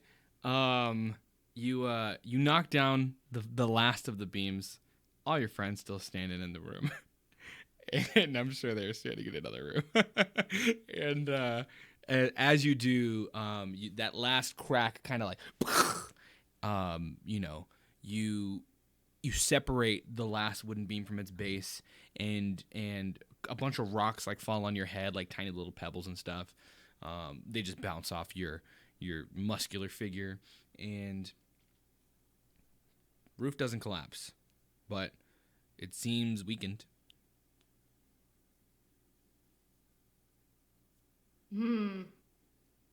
Okay, let's get out of here. Sure. Y'all leave? Go. Yeah, so what I want to do is, as everyone's leaving that section, I'm just going to take a little bit of the powder, spray it in while it's in the air, just use my sacred flame to ignite it, Okay. and then walk out. Okay. Just like a handful, just like. Yeah, towards the ceiling, just to see if it Okay. does anything. If that will be enough. Okay. I'm trying Roll to me do like a D100. Okay, you know how magicians, when they have like that flammable powder, or like the Yeah, flammable I know paper, exactly they'll what light you're it and then talking go like, Yeah. like Flash paper. Yeah. yeah, the flash paper. Roll me a D100. I take a little bit and snort it. Oh gosh. Nah. 1D100. 51. Don't look at me like that, Mello. God, the extra little boost of damage. Thanks for the sub, Rekstizzy. The extra little boost of damage kind of crumbles the roof a bit more inward, and you now see like a bulge of like stone that looks like it's like weighing real heavy on the centered point, but it's still not quite like collapsing. But it looks like it can go any second. Okay. Like, good enough, and then go up. Yeah, you added He'll to it. probably For get sure. there on its own. Wait. Yeah. Should we? I mean, it's almost there. So somebody want to take a? You've all walked away at this point. Nobody really saw Drastia. Ah, Other than all right, she all held right, it back. all right. Now we'll go. Okay. So you make your way out of the dungeon. No problem. You're able to avoid the moldy tapestry and all other things that you ran into earlier. There were still some unexplored rooms, but nothing that you'd run into that would give you any trouble along the way. And as you make your way out, you see the scene of a lot of people standing in the streets holding these people are in their breeches, they're in like their underclothes. A lot of these people weren't quite ready for the day. Some people were, but you just see people looking confused and panicked, their hair in a mess. And some people are like running, and there are people like on the ground that have like scrapes on their knees and legs and elbows. It looks like they were knocked over by others. But yeah, you don't see any physical damage to the city. You don't see any burn marks. You just see what looks like a mass panic that's now calming down as people are like looking around and muttering amongst themselves. It's pretty loud in this area. The bathhouse is not open yet, so you came out the front door. No patrons inside. Okay. Yeah, as I go out there, I'm gonna be like, "Whoa, what happened?"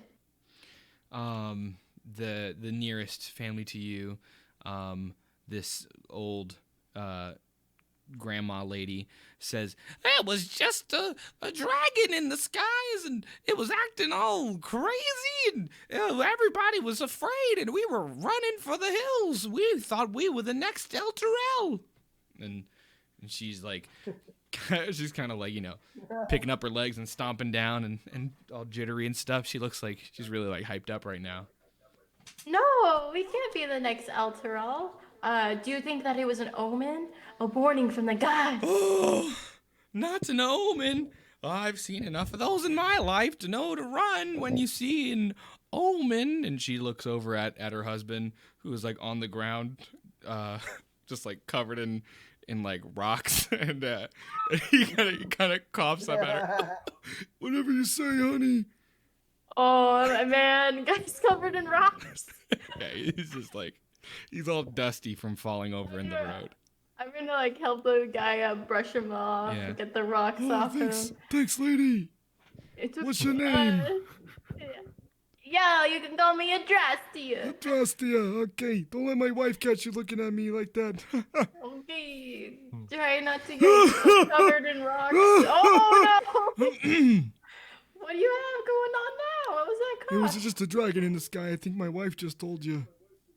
Oh, I didn't know that they caused coughing. Oh, no, that's just my old age, but don't worry about that. Okay, yeah. So it didn't hurt you though, right? You just fell over, got rocks on you, but you're fine. Well, yeah, it hurt me on an emotional level, but no, there was no actual dragon fire involved in what I I saw saw tonight. Maybe it was a blessing, like the dragons A in the blessing, sky. you say? Oh, the dragon has come to take my beautiful wife. Oh, yes, yes. So you heard me wrong, honey. What did you say? He says you're beautiful. Beautiful wife, yes, yes. Okay, ma'am. Here's your husband. He no longer has rocks on him. I'm glad that you weren't injured, other than just a couple of, bits of gravel in your shoes. So She says, I've been waiting for something fun to happen around here, but, oh well. and she gets her husband in her arm and hobbles off. oh, cool. I'll go back to the group and be like, yeah, so that dragon, apparently, I mean, there was just an old couple there, totally vulnerable. I mean, the guy was pretty much just laying there covered in rocks. Could have totally killed him, but, didn't. It was just for fun, man. See, Arno, not all dragons are bad. These ones just poof away and they don't cause any danger. What do you? I don't believe anything that's happened. I'm just ignoring it. I'm ignoring it. Okay. Yeah, let's go back. you all fully witnessed that interaction, by the way. That was not a Oh yeah. specific thing. But you aside from the general panic in the street, there, as you walk, there doesn't seem to be any destruction. There are a lot more Flaming Fist troops present and trying to help maintain order and calm people down. There are carts knocked over, some doors busted open. It seemed like it might have caused some looting. Definitely, like, the city's had a real busy morning now. But no casualties other than some people taking advantage of the chaos. And you are able to make it back to the barracks, where they would let you back in, and you could go back to your bunks, wherever you had originally settled, or find new bunks or whatever. And yeah, it's early in the morning. You guys have the day ahead of you. What would you like to do? Let's get those tattoos. Oh, I want to report to Captain Zaj first, if you can. Yeah, I'll see. Yeah. Yeah. So you summon Zaj with one of the random Flaming Fist members. After about 30 minutes or so, the other members of the Flaming Fist would have offered you all breakfast at this point and tried to help dust you off. Rek, don't forget that your character is feeling very, very bad right now. You're short of breath, and you're covered in this like dark tint, essentially. And it's very obvious that you look sickly, maybe, to everybody around you. But you're all offered breakfast, whether you take it or not.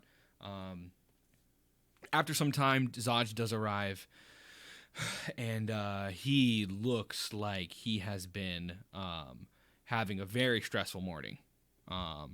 and he storms inside, and he's like, oh, yes, wow, you would not believe the morning I've had. I'm like eating oatmeal or whatever that they gave me. I'm like, what kind of morning did you have? He says, well, near that bathhouse where you guys were, there was a massive dragon just appeared into the city, and I suppose it was an illusion or something. It must have been very strong magic. It caused No shit. general chaos in the city. And wait a second. Did you all have anything to do with that? Eats oatmeal and looks away. Okay. Do we look like the type of people who would have anything to do with a dragon? Okay. Auk, do you answer? Abathil, do you answer? I don't recall seeing a dragon. Okay. Abathil? Guess I gotta play along. The dragon. What dragon? Okay. Group deception check.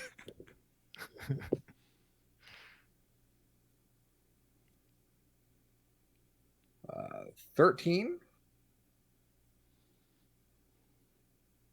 Got an 8. 9. Oh no. I'm rolling a D&D Beyond today and got a 3. Dang. That's with all bonuses factored in, everybody? Yeah. Okay.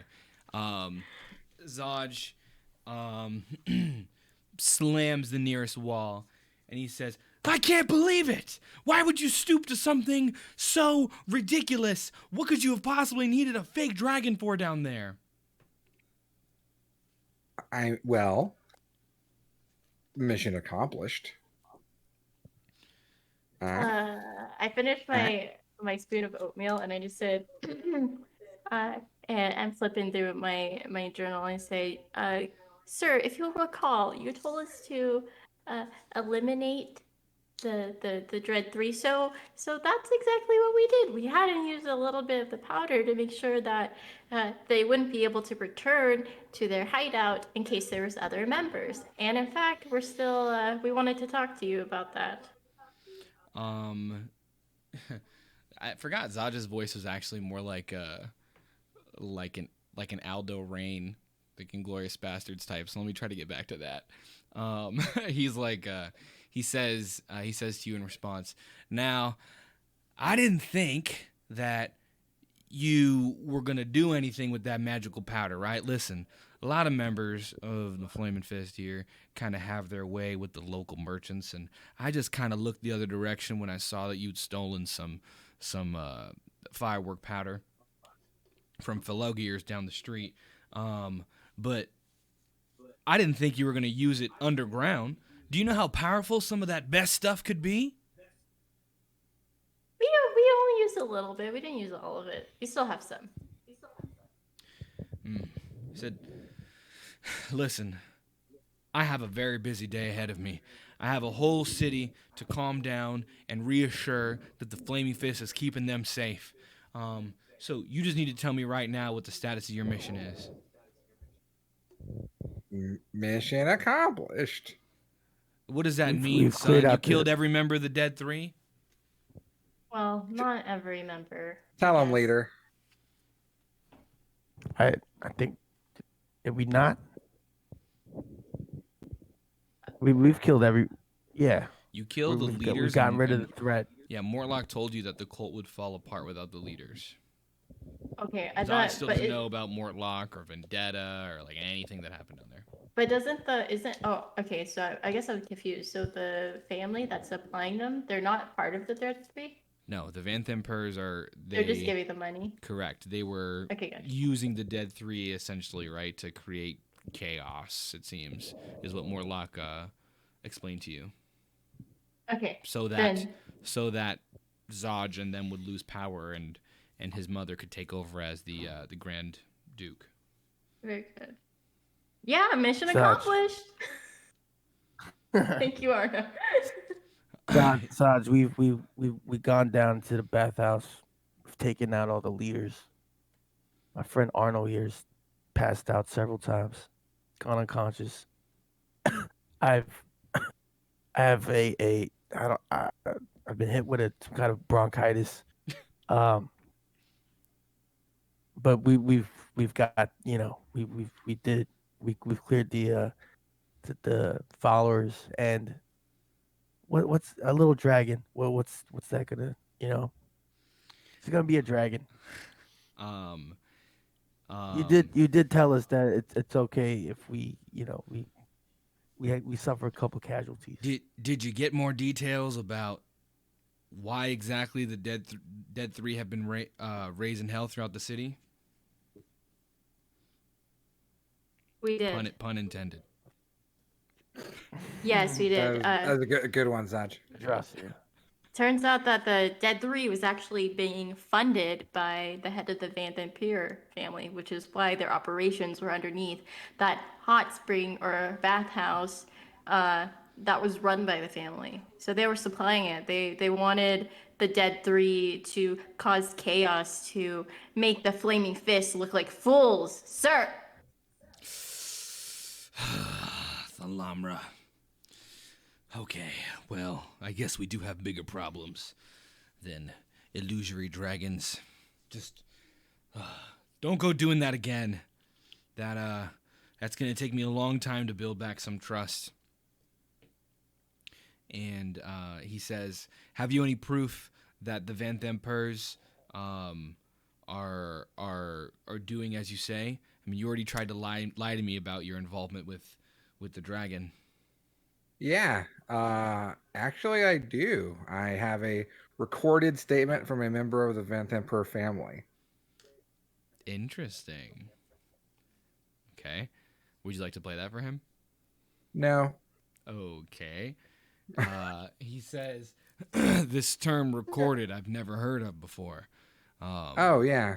What does Yeah, that I just mean? got it here. Yeah, so in my little ring here, I just like, I click the button and the voice will play when we need it most. It's magic. Don't worry about it. So you're telling me that you have some proof in that box you got there? Yeah, I start pressing my ring. I start recording his voice too. Keep going. And what's going to happen is whenever you feel like presenting I click the proof, button and it replays exactly what he just said. and what's going to happen is whenever you feel like presenting proof, he stumbles back. He goes, whoa. Whoa. Whoa. How'd you do that one? Magic. All right. Well, that still doesn't prove anything to me. Although it was cool. Rec, your camera's not working, by the way, if you haven't noticed. Is that just a me thing? No. It was back Oh, then. okay. It was back then. Oh. Yeah, so that's still not proof, although it was a fancy trick. Thanks.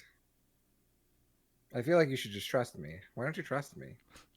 Well, you told me you had nothing to do with that dragon, and also you've been disrespectful this whole time.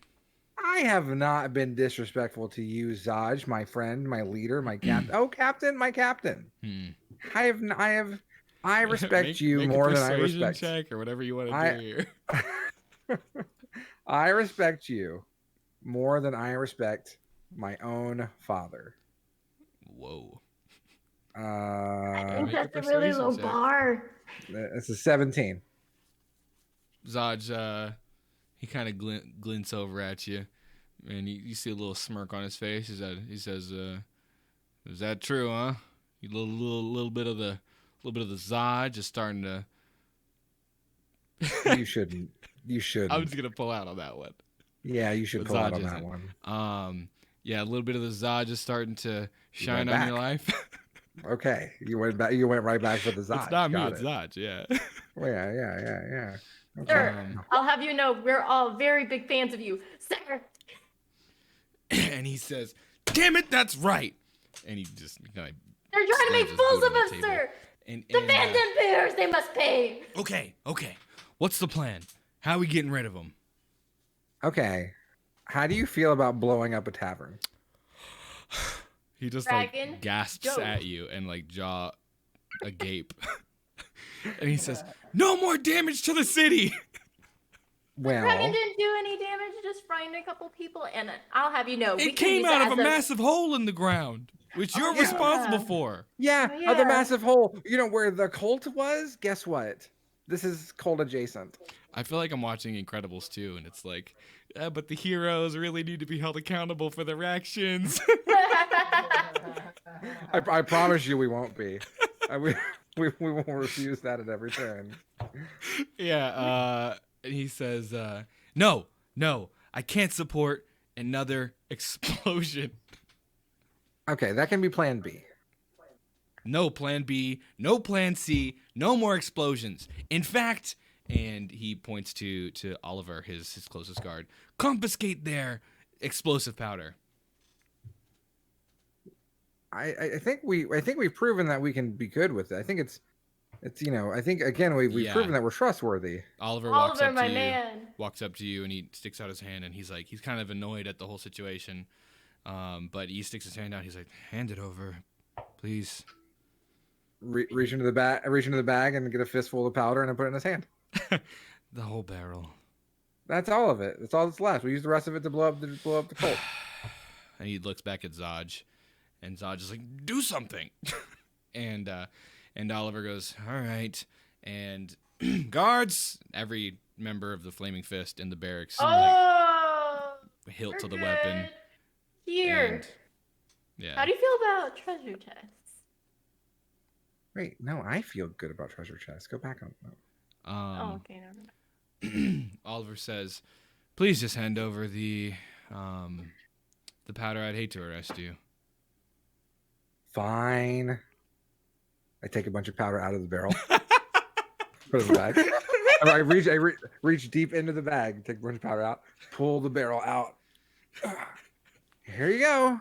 Okay. Roll it across the floor to him. Yeah. There's still some in there. He takes it. Yeah, definitely. Okay. We'll say that you're able to get like a couple quarter. armfuls of it out. Yeah, But sounds good. But yeah, he takes it and he doesn't argue. He doesn't push further. And then Zodge says, okay, taking out the Vantham Purs, I'm with that. More damage to the city, not going to happen. And everybody put your weapons down. Put your weapons down. Disobeying an order, we're not going to have that again. Got it? He says to Arno. Sir, yes, sir. Captain Zodge, my favorite captain of all captains. I love you. He says, figure out a plan. Let me know before you execute. I have plans, or not plans. I have stuff to do, whatever the fuck the word I'm looking for is. And he turns to leave unless anybody's trying to stop him. We can still use we're still cool, right? You and us, we're so cool. We need to get some shit from you for further non-destructive purposes. Yeah. He says, until I take those badges from you, you're still members of the Flaming Fist. Cool. Neat. So Captain, we can handle this this business. You don't care how it happens as long as it happens, right? With the Vantham Purs. As long as you don't cause any more damage or chaos in the city. Okay. Sounds good. Will you let us know if you hear any reports from any stray members of the Dead Three? Absolutely. Report back. I'll make sure that the guards keep Oliver here up to date. Or not Oliver, we'll just say Lucas is another member. Lucas will be the one that resides over the barracks, up to date. Okay.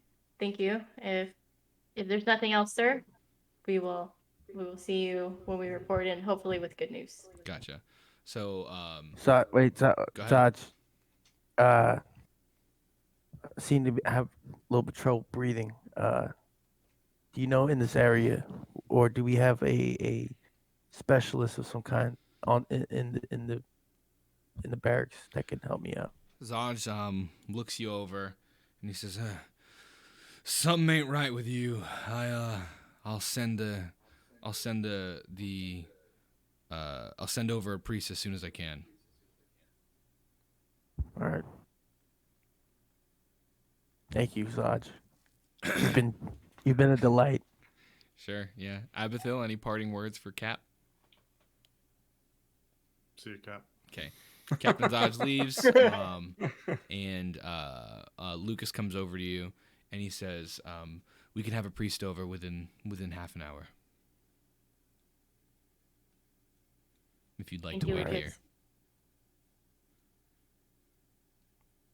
What'd you say, Drostia? Oh, I just said thanks, Lucas. Oh, okay, cool. All right, so you guys got another 30 minutes till a priest shows up.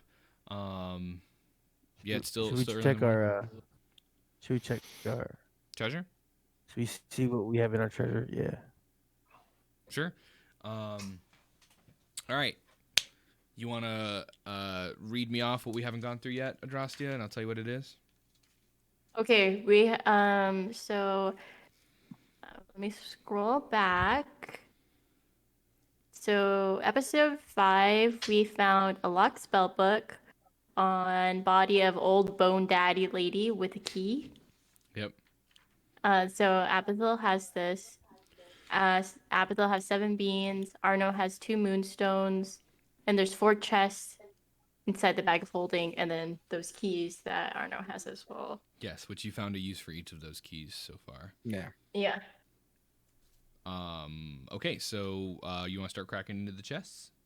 Yeah. Or Alright. you want to crack into the book first, or? You guys figure it out. I'll write it down. I think we should let that priest show up and take a look at the book too. I'm feeling iffy on this locked hell book a little bit. But that's just me. Yeah. Okay. But the chest, I'm all over. Okay. Sounds good. Let's do it. So the first chest that you open up has it's very heavy.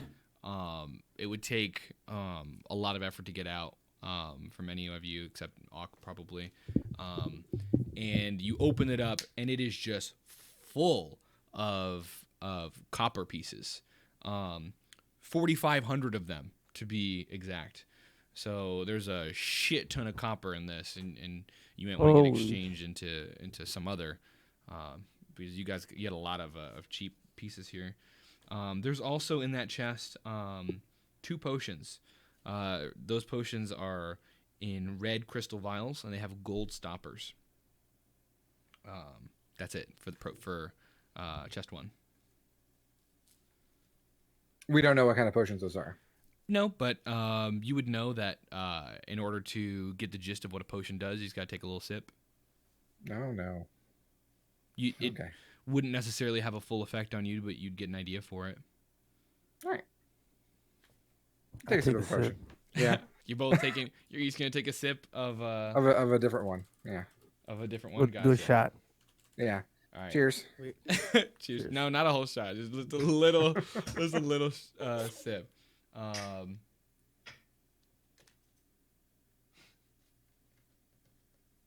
Okay. Both of you, it tastes Immediately die. It tastes like I don't know if you've ever had Fireball whiskey. Tastes like Fireball. Just like goes back. So cinnamon. Kind of, yeah. It's like a hard cinnamon. Your mouth gets hot, and you both get the feel that that you would gain fiery breath if you were to consume the whole potion. Yeah. Okay. Okay. Yep. So that's it. Unless one of you wants to drink the potion, you can close it back up, throw it back in the chest, whatever you want with it. Kind of soothes my cough a little bit. I'm gonna put the stopper back on. Okay, thank you. We have in the second chest this chest contains 10 eye agates worth about 10 gold each. Just kind of scattered around, and there's also 1,250 silver pieces scattered about this chest. How much are they worth each? 10 gold each, and there's 10 of them. Okay.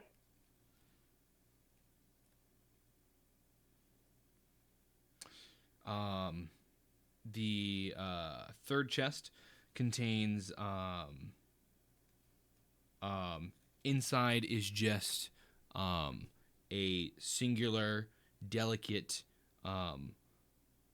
porcelain mask with a like demonic face pictured on it.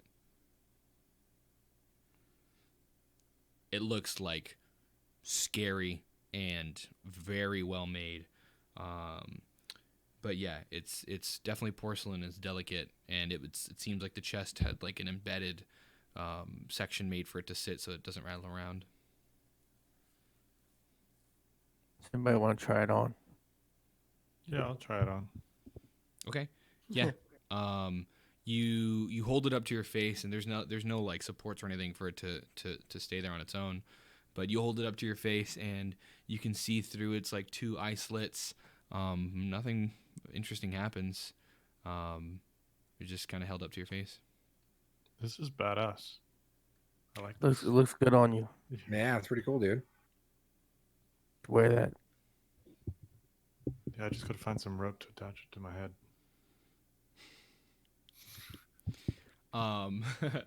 The the fourth chest contains what appears to be a very like ornate bronze crown with bronze spires on it, and this looks to be like the most well constructed thing by far so far in all of these chests. Again, no money or anything. It's just like it was made to be fit inside of this chest. Okay. It's weird. Okay. Maybe we can find someone to sell these other items to. The crown and the mask, unless, of course, Apithel, you would like to wear the mask, though it's quite scary. Yeah, I definitely want to wear this mask. Why? I'm keeping this There's one. a demonic face pictured on it, dude. He Like, looks cool though, right? it looks too Yeah, delicate. It does doesn't look look pretty like. It looks like if someone hit you, it would just shatter, and then we would lose any sort of value. Drastia. That is exactly how Drastia. it looks. If you're all curious. Adrastia, let him wear the mask.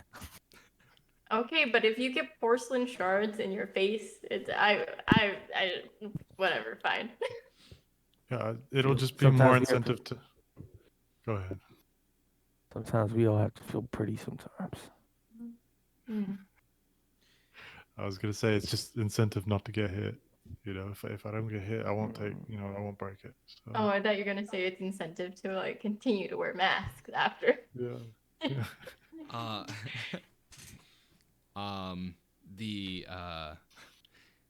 Yeah, it would take you a while to find out a way that you could like make this mask wearable. You would have reduced vision while wearing it, and it is not very protective at all. But you could find a way to wear it, I'm sure. Yeah, I want the aesthetic, Yeah, so. Aesthetically, you can get it on your face. How long you think it would last there? Probably not very, to be honest. But you could do it. So you're wearing the mask, we'll say, after enough time. Anybody else want to do anything before the priest arrives? I want to open that book. Okay. So you get the book from the bag of holding, and you find the lock that goes with it, and you insert the lock, click it open. Yeah. Okay. I'm just. Yeah. Give me a second to read about it again.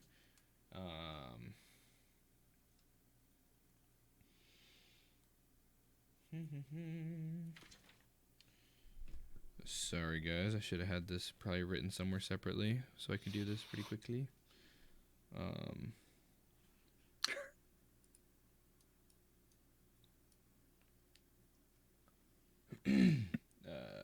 D13. We're like the most ragtag bunch of the Flaming Fist.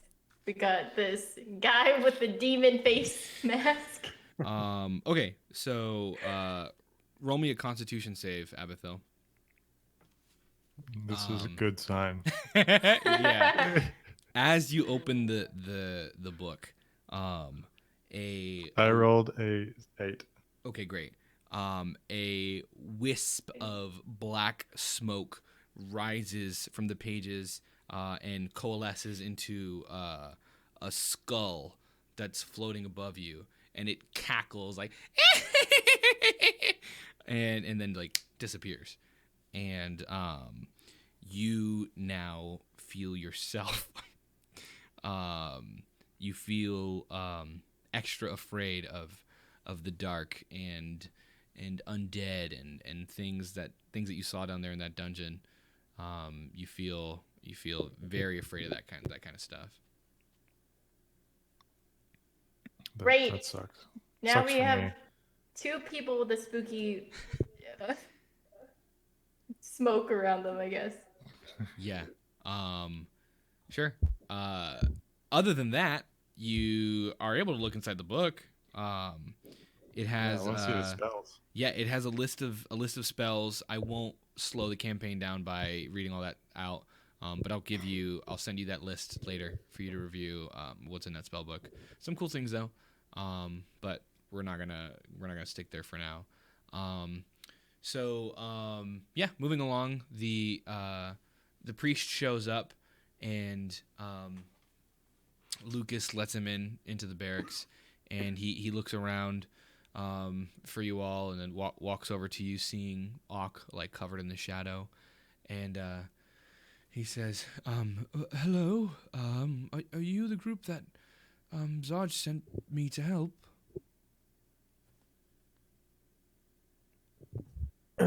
Yeah. I went to the dungeon and I hit a statue and now I have trouble breathing. Trouble breathing. Okay, well, let's see what's wrong with you, boy, and lay down. He guides you over to a bunk. You follow? Yeah, and I removed the cloth covering Yeah, my loins, sure. Oh. So you're fully naked now. fully naked. Axe. You're gonna lay down on top of it, or you're just gonna hold it to your side, or do what now? I'm almost holding my axe. Gotcha. I love You're that thing. holding your axe. You love that thing. He lays you down and he looks over your body, and his hands kind of hover like 6 inches above you, and his eyes close. His hands are just like hovering over your face and chest, and then he goes, "Oh yes, something is wrong with you. I What know did you, that. Wow. What did you encounter in your last adventures?" Like I said, I hit a statue, and now I'm feeling broken. Very well. Well, I don't know if this will work, but he reaches into his bag and pulls out some oh my gosh, what is that called? He pulls out what is the name for that plant? It is a holly. He pulls out some holly. That took me forever to get to. He pulls out some holly and some oil, and he like leans down and says some words over it, and then kind of like breathes and like pulls his hands away, and then like swirls up, and you see the materials kind of like swirl, and then the tint starts to like leave your body and get like sucked into this like twirling mist as he like pulls it out of your chest and like sends it into the sky, and it just kind of like rapidly shoots out through the ceiling and is gone, and you feel a lot better. That was easy. Wow. What was in that? That I feel like I can breathe again. I feel like myself again. Well, to the best of my knowledge, you were cursed, and it seems like you were unable to receive healing until that was removed from you. So it's a good thing you did that now.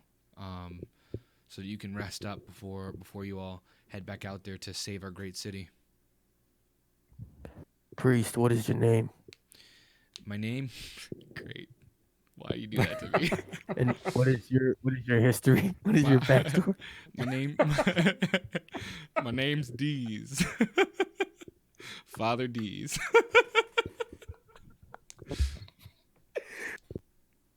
Well, Dees, thank you so much. Yeah. I'll remember that. I'll always remember your face. Gotcha.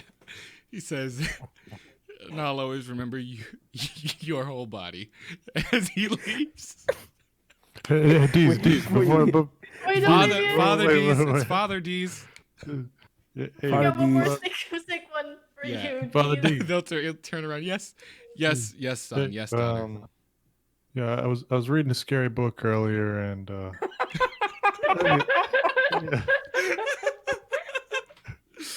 Oh, Oh, he walks over to you. He examines your body. He says, "Oh, you poor thing," and he puts his hand on your cheek, and then he taps your face. He says, "I can only do that once a day," and leaves. Oh, Jesus. Father Deez, come back! He'll turn around The again. book was really He's scary. out of tricks. He's like, "Yeah, anything else you need, you can come see me later tomorrow." Can you send like one of your friends or Not many of us have that ability. Unfortunately, you'd have to go to another sect to find a priest such as myself capable of casting such a strong spell.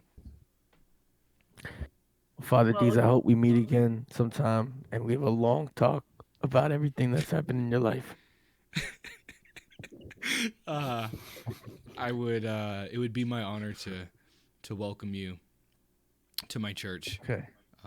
To sit with everybody else and hear me talk at you. Where's your church? Yeah. Down the street. I leave. Okay. Where's your something? church? What's We'll it get him called? tomorrow. We'll get him tomorrow, Apicil. We'll get him tomorrow. Yeah. All right. Can I just give him one last naked hug? Yeah, he'll take it from you. Doesn't care. All right, cool. That's also the first naked hug, but Yeah. whatever. He took a vow against those sort of things. Yeah, so with that, Father Deez leaves. And yeah. I come back. Yeah, welcome back, Arno. Yeah, so you have a whole day ahead of you. You can go out shopping. You can do some selling. We don't have to role play all of the NPC interaction. I can just give you a gist of like what you're able to accomplish today, and then we can move on. I was wanting to see if I could get some armor from the Flaming Fist. I'm in the market for some plate armor. Some plate armor. Yeah. Mm. Would they have access to that? They Plain, would. Yeah. nothing magical. Yeah, that you could get some plate armor. With enough digging around today. It's you'd have to go, and probably talk to Lucas, talk to Oliver, and get somebody to, you turn some heads, but they can get you a set of plate armor. It would probably take the most of your day. That's kind of what I'm here for. So yeah. Sure. What else do you? Do I know what the spells are that was in that one book? Do you know? Because yeah, I do. It's a long list of spells, and I don't want to sit here and read it all out, so I was just gonna DM it to you. Okay. You could start transcribing if you'd like. You'd have to go out and first of all, you already have a ton of other spells from the other spell books that you got earlier. Yeah, I remember. I've got those written down, but I was just curious. But yeah, I want to transcribe one spell. If you can DM me those spells, and then I want to get that mask situated. Okay, yeah, that's what you'll work on today. Ak and Yeah. Adrastia, what would you guys like to work on? You do have an early night. If you're going to be up by 1 a.m., it'll be very early that you'll be going to bed here. But maybe not so much for you, Adrastia. I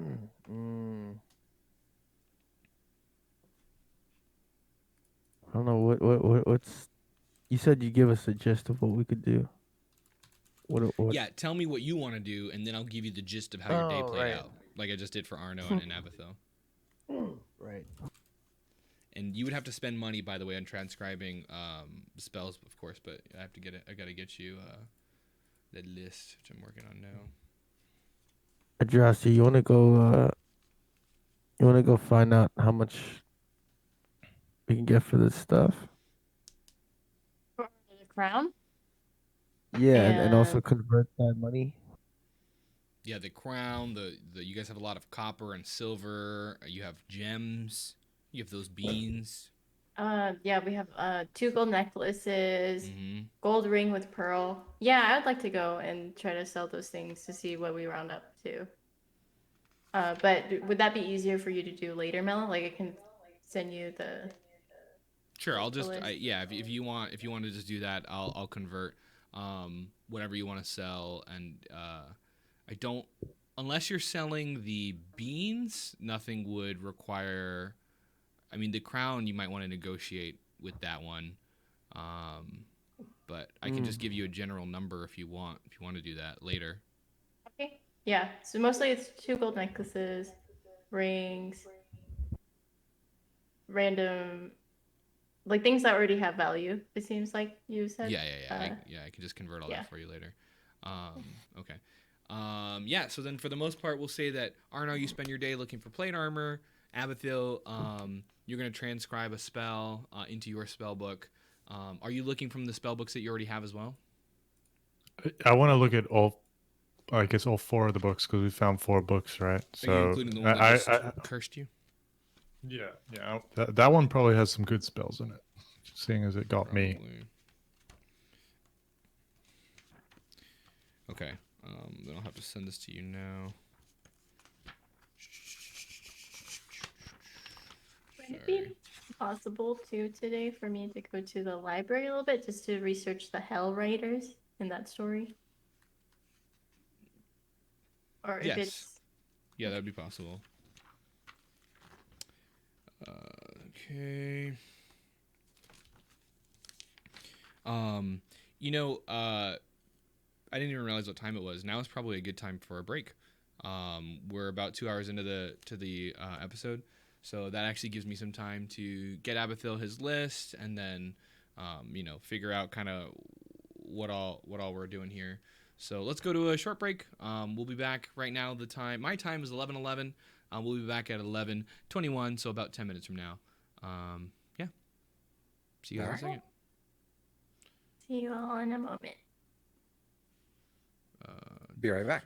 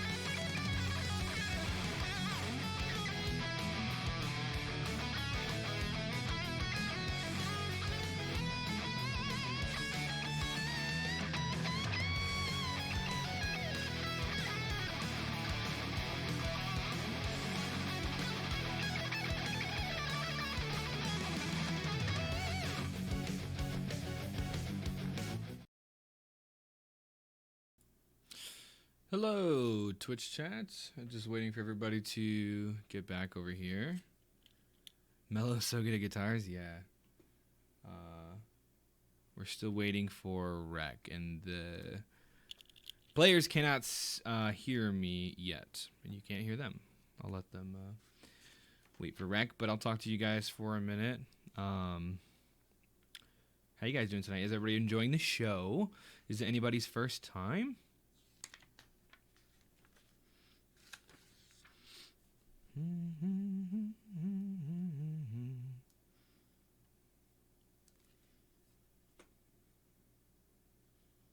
Yeah, I am a legend. All right, let's bring them back into this. No. Yes. Hello, welcome back, everybody. We are off break. Hello. Hi. Let's see. A joy as always. Yes, it's good to see you all. Thank you all for being here once again. And welcome back from break, everybody. Hope you had a good few minutes. Michael or Abathel, I was able to get you that list. Did you see it? Yeah, I saw it. Thank Okay, you. good. Yeah, we had some fun jams during the break. We always have some real good music during the intermissions. Sorry, I don't play music for you guys during the actual sessions. But you know, it is what it is. So Arno, we'll start with you. You get back in the early afternoon. Now with a plate of or with a set of plate armor that you're able to obtain from your adventures. Abathil, we'll have to discuss whatever it is that you're transcribing over if you're able to get it done in time, and if you have enough money to do so, to have gone out and purchased the materials. And then Auk and Adrastia, we're going to worry about the total amount of money you're able to collect from your stuff later. I guess you guys just send me a list of what you intend to sell, and then I'll give you prices for that. But we're not going to worry about role playing that now. We've done enough, little bitty interactions here and there today. Adrastia, you would like to go to the library and do more research on the Hellriders? Yeah, if I can. Just Okay. So it's not like it's a standard library, by the way. We're not. This isn't like some magical, huge library or anything. If you spend enough of your day here, Auk would have to do most of the selling. You would be able to find a couple, just like columns on the Hellriders. You wouldn't necessarily be able to find like too much history on them. It's an old tale. It's more like a story than it is anything like their actual origination. But the Hellriders themselves, you'd find like articles about like that show them in a very poor light. Written by news companies of Baldur's Gate. They just don't like Hellriders. A lot of the stuff you're finding is like them chalking up quarrels out and about in the intercity mingling that they're just chalking up to being the Hellriders' fault. okay, gotcha. So I have some questions I wrote down, Sure. just like based off the information that I know. So maybe that can help like dictate the information that I'd be looking for, kind of. Sure. So why were the Hell Riders descending into hell, for one thing? Okay. What is the companion? So I know what the companion is from Yeah. very briefly, but how does that have to do with maybe the disappearance of El Toro and whatever connection the Hell Rider has to that? Yeah. There would be no writings about the companion other than its existence. You wouldn't get any information as to like how it came to be or what it did from books in the library. And again, like the tale of the Hell Riders would not be found much in a Baldur's Gate library. I'll say. Gotcha. Okay. Okay, good to know. Thank you. Yeah. Okay. We're good then, huh? You guys heading to bed early enough to be able to wake up and get to the low lantern in time? Mm-hmm. Okay. I need to sleep. So yeah. Yeah. So you all take long rests. All right. You're good to go. We'll say your plan is to be up and about maybe an hour before you're supposed to meet there, or you want to meet, I guess whenever you guys plan to wake up, it's up to you. And you all feel fully long rested. Abathil, there is still something wrong with you.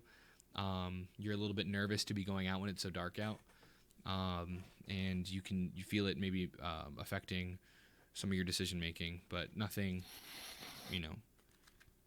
that stops you from leaving. You're just a bit more afraid than normal.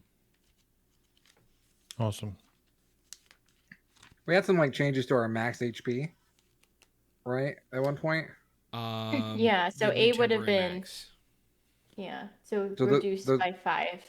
so those are gone after the long rest, right? Yeah, I think it falls off after 24 hours. Is what Adrastia gave you, was it? It's just Or 8 hours, only lasts 8 hours. 8 hours. the Okay, eight. then they're Okay. gone now. So Got it. all of your temporary hit points are expired at this point. From whatever source. Your vigilant blessing might need to be reapplied since you went to bed, I would imagine, Adrastia, for Auk. Let's see. I don't know how that works, but you can figure that out. It should be fine. Yeah. Okay, cool. So, yeah, you're all able to wake up pretty much good to go. No problem. Fully rested. Okay. Well, I mean, all that's left to do now is go to head on out to the Low Lantern, and what? Meet up with our boy and bust some heads, right? That's right. Do what we do best, right, boss? Hey, Slap. Amen. Amen. Cool. Oh, you guys wanna before we meet up with Mortlock, are we trying to kidnap his brother? Or are we trying to just blow him up? Oh, well, that's a good question. I mean, Morlock doesn't want the brother to die. Zaj probably wants the brother to die. Zaj doesn't want the collateral damage. I don't know that Morlock would care if the bar blew up as long as his brother wasn't dead. I think that we should continue with our plan to kidnap him, the brother, I mean. Whether or not the bar explodes, that's up for debate. We'll see what happens when we get there. I'm open into whatever goes on. Are we kidnappers? Is that a thing we're doing? That For the seems. greater good? That seems. We- Maybe we're- I was raised different. I think we're still trying to figure out who we are. We're mean, bringing him sure. to justice. That's what we're doing. Oh, is that a place we're going to kidnap him to? Are we going to kidnap him and bring him to justice? Well, the fact that kidnapping him to justice. we need more than just the recording that you have Arno to bring You're right. down the Vanthemper head, the mom. You're right. So maybe we should. We're deputies, right? I would feel more comfortable if we called this an arrest. Let's go arrest this guy. Right. I mean, I think that's the reason why they call it arrest versus kidnap is to make it sound better. So let's. Oh yeah, no, let's definitely. Do that. It's, that's what cops do. So Let's do My it. brain wasn't even there. Kidnap, You arrest. just brought me to light too. I was like, oh yeah, I forgot you same could do thing. that. Got it. All right. I want to let's make go. sure I conceal my Flaming Fist emblem before we go into this Underdark sort of area. You said it's supposed to be pretty shady. Yeah, you're going to a real shady tavern out on the far east side of the pier. It's a boat. It's a ship that used to be functional, but now it's docked. There's a rope bridge leading up to it. Clearly, there's light, like street lights that look like just in the right through the floor. This ship looks like it's made to live on the this side of the pier. Cool. As we leave, as everyone's getting up, I'm gonna kick Moo in the shin or under his boot or whatever, and be like, "Hey, we're getting ready to go. Come on." Moo wakes up and he says, "All right. Well, never a day that there's not something interesting happening with you folks." And he stretches it out, and he gets ready Isn't to go. that why? Isn't that why you're hanging out with us, Moo? He says, "Yeah, I thought I'd be a part of this whole thing, but it seems like, well, I don't know. I'm still figuring out my place here. What, Moo? Spit it out. It's nothing. It's nothing. Moo, say it with your chest. I don't feel like you treat me as one of the Moo, party. Moo, I just Moo. sometimes Don't I worry. feel like my life matters less to you all. No. Especially a few of you." And he looks over at Arno, and then at Abathur. I'm hurt. You're like, come here. I take him in a warm embrace. He'll accept. And You matter. roll a persuasion check. Yeah. I'm being honest. He matters. You're enough. Mostly. Oh yeah, that's a 24. Wow. You have no idea how much that means to Moo. 19 plus 5, yeah. Yeah, you have no idea how much that means to Moo. He was hesitant at first, and then when you whisper "you matter" in his ear, he kind of like his eyes scrunch, and he like looks around, and he like hugs you extra tight, and he like slaps your back a couple times, and he's like, "Thanks, Arno. I needed that." And and he lets you go, and with a renewed vigor in his eyes, Moo is happy to be a part of the group. I feel like we're playing The Sims, and you just watch this happiness bar just like fill back up. You just needed to use the bathroom. It's fine. Yeah. So Moo's good. Moo's happy now, and he's ready to roll. With our powder, I have a quick question. Yeah. Do we have enough that we have to keep it in the bag of holding anymore? No, Like we you have could so little definitely- left, right? Yeah, you could definitely move it into a smaller container for sure. Okay. I might ditch the bag of holding. Just throwing that out there. Yeah. Because I can do that. I can do that. leave I your can do that at a treasure long chests rest. in the In what are the barracks, box here? yeah. In the barracks, yeah. Yeah. Yeah. We're deputies. If they touch our shit, then they're gonna get in trouble. So don't we have a lot of things in the bag of holding, or just a barrel? You do kind of have a lot of things. I'll take it then. If he doesn't want to take it, I'll carry it. Oh no! Just- I mean, I carry. I was going to disassemble the bag of holding. Oh, you're gonna turn into something else. Yeah. But if we need it, we need it, and that's fine by me. That's fine too. If we need to hold stuff, then we can do that. You It's could fine. like the other random bits and treasures you have would definitely fit in one of the 2 chests that were made to hold large groups of things. You could stick all your stuff in one of the treasure chests and leave it at your beds. Let's do I can that. do that. Yeah. Well, maybe take the lion statue. Well, yeah, you sold everything. That's right. You for the most part you I Just guess have I don't money. know what you were withholding, but for the most part y'all just have a lot of money. Yeah. You can even Okay. sell the treasure chests.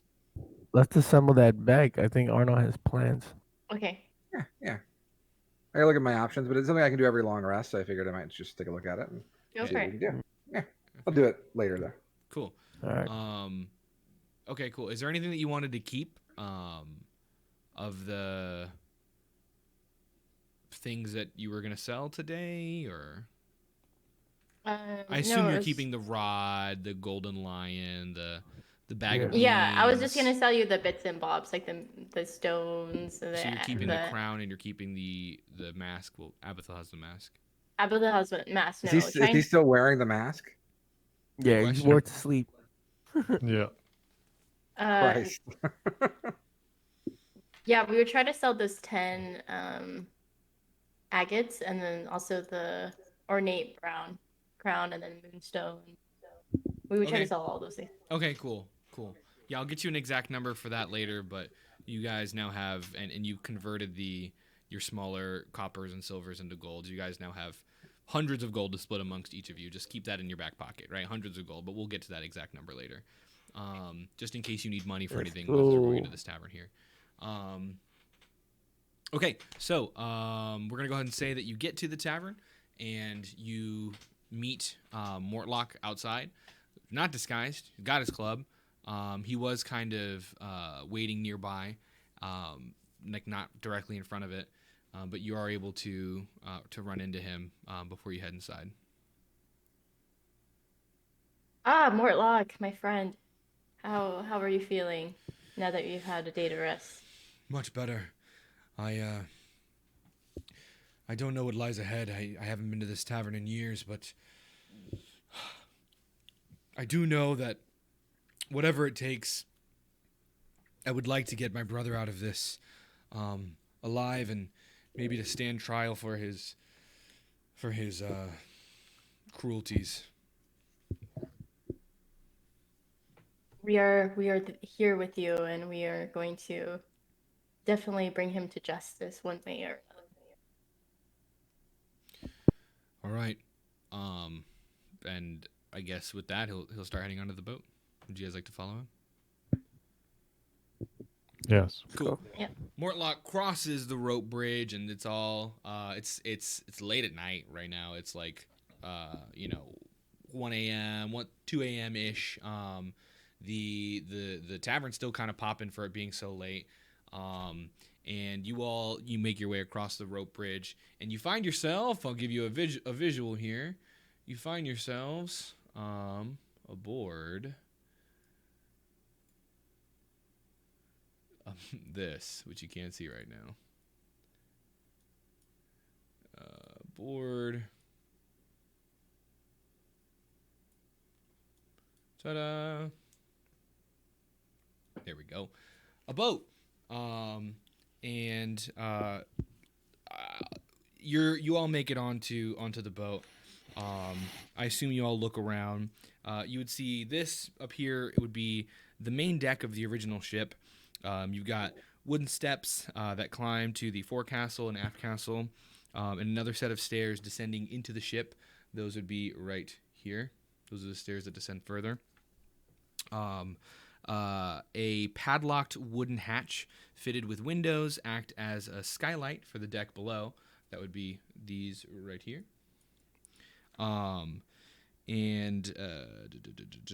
The tavern proper visible through the hatch's glass panes. So you can see basically, if you look down into those panes, a whole tavern with people like sitting and drinking.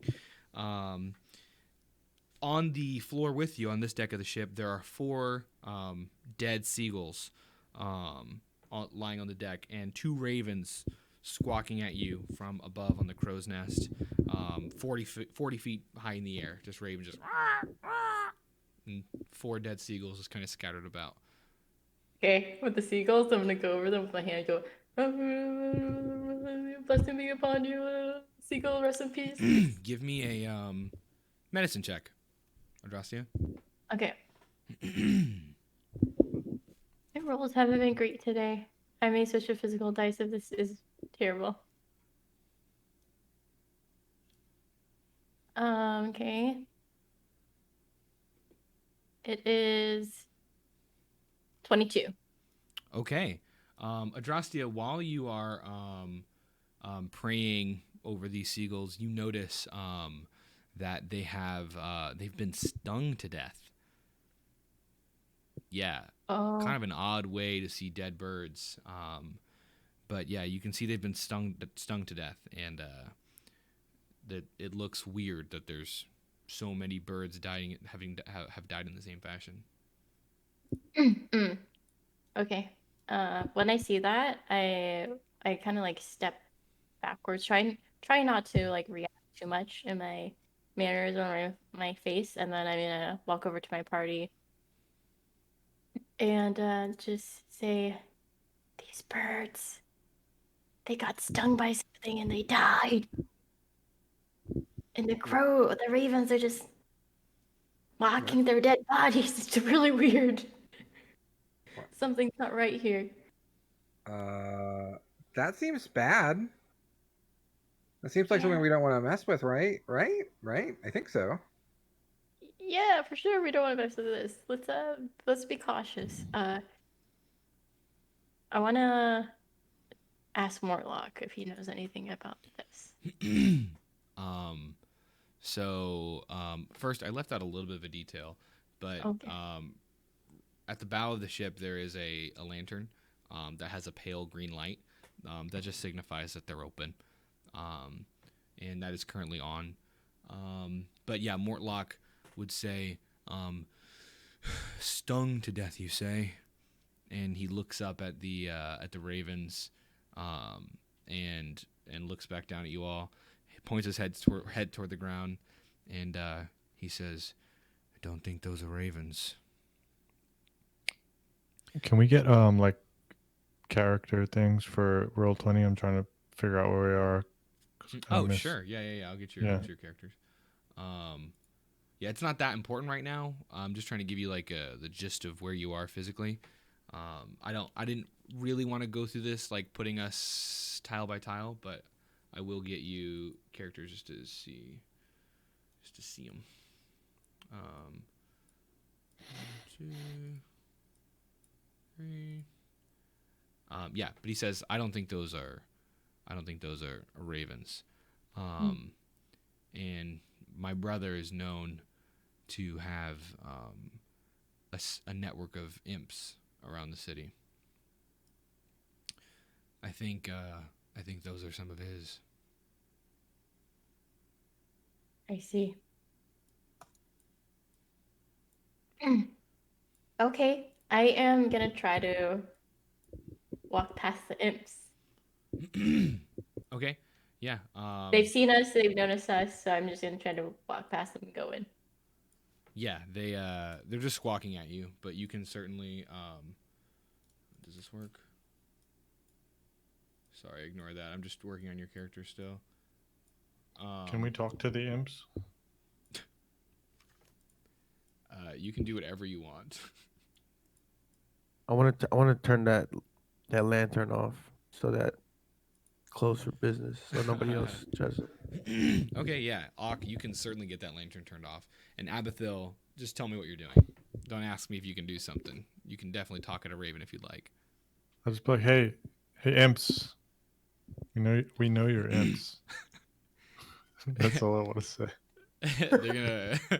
they're gonna squawk at you, and then flutter off. All right. We know you're imps. Yeah. Sure. Okay, no. You got the imp tell. That was a good one. Okay, yeah, and then the lantern is now doused.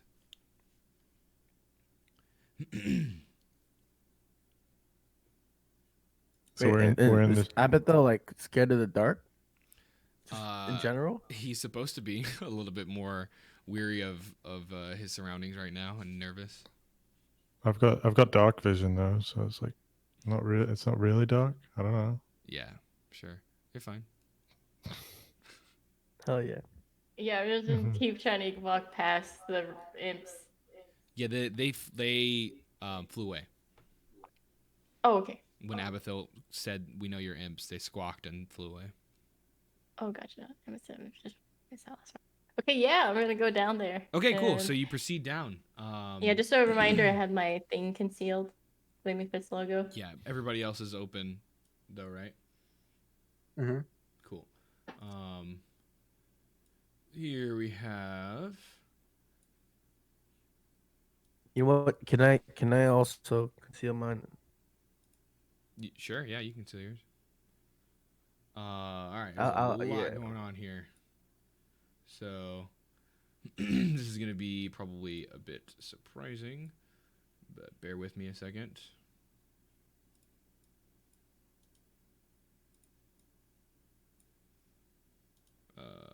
Did that work? What on earth?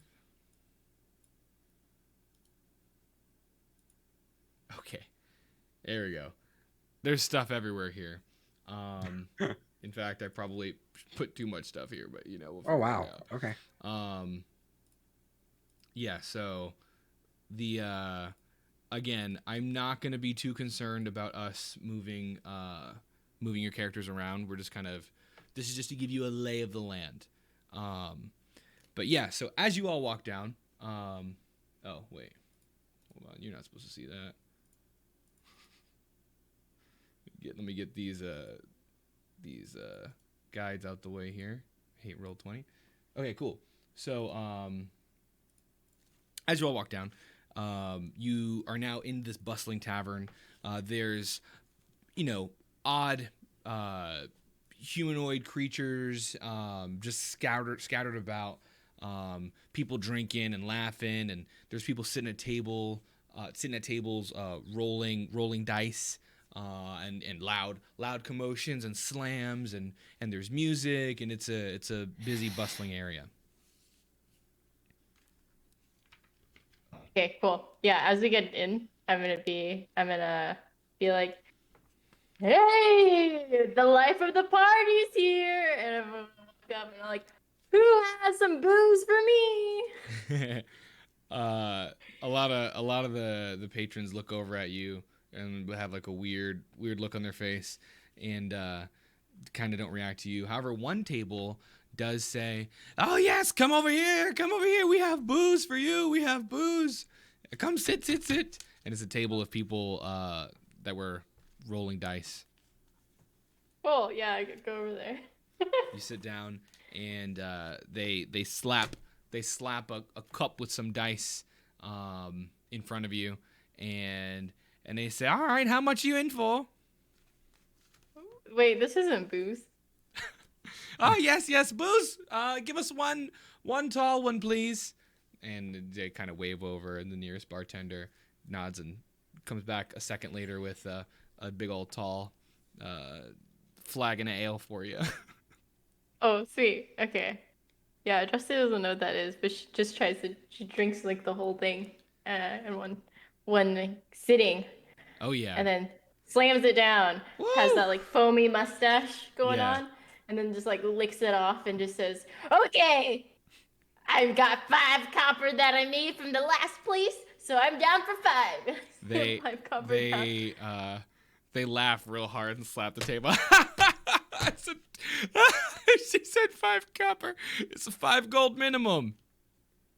Oh, okay. Well, thanks for the drink. And I just sit up and And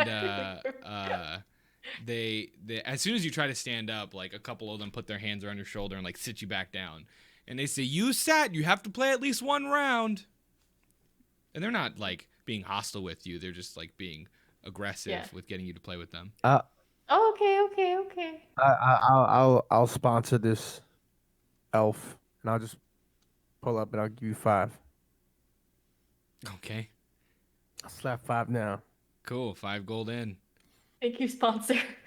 Okay. All right. Well, then with that, anybody else want to join the table?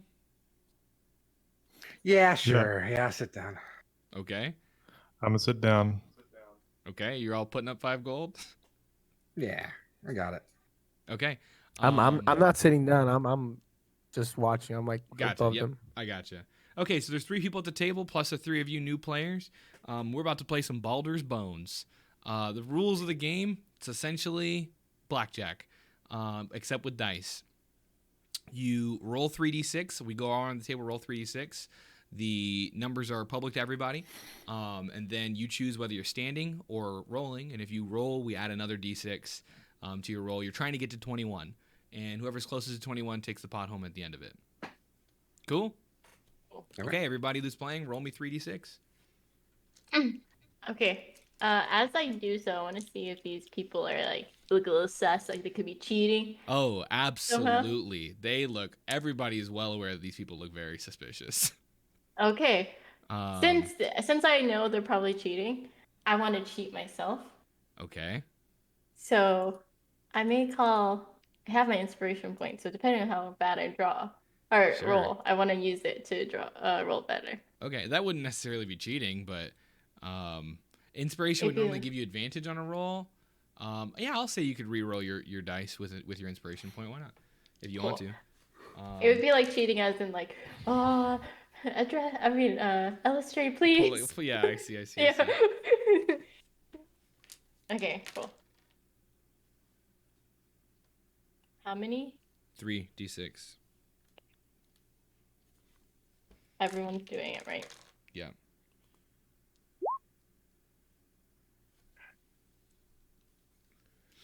Except for Auk.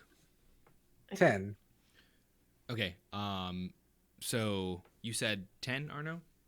Mm-hmm. And Abathil, how much? 13. And you had 14, Adrastia? Yeah. Okay, so starting with Adrastia, would you like to stand or add a d6? So the 14 that I have, it doesn't count for the 21, or does it? It does, yeah. It counts towards the Okay. 21. Uh, If you go over 21, you bust. okay. Then I stand. You're going to stand at 14, okay. Then next we'll say it is Abathil. Would you like to stand or add a Wait, d6? I'll be rolling 3d6s.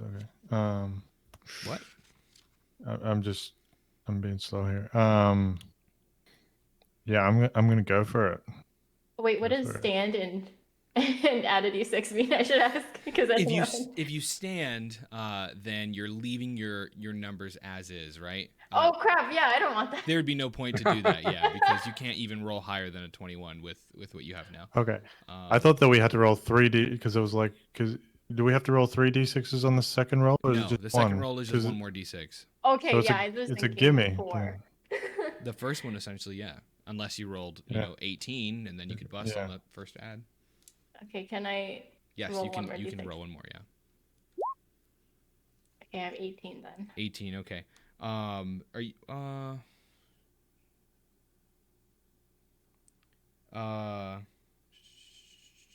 yeah, you can keep rolling more. You can keep hitting if you want, or you can stand when you're ready. Okay. I have 18. I want to get to 21. 18. Should it split? There's no splitting in Baldur's Gate. Okay, I'll roll one more. Please don't bust. If it does, can I re-roll it? No, No, I haven't done my re-roll yet. that would have been for the initial 3. We're past that now. Oh, crap. Okay. Do I do it or do I just stay? Gambling's so hard. I've never done gambling.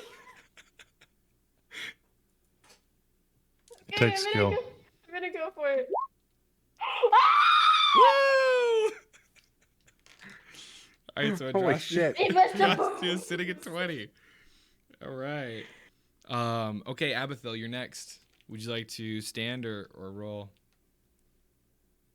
I have rolled You roll. What'd you roll?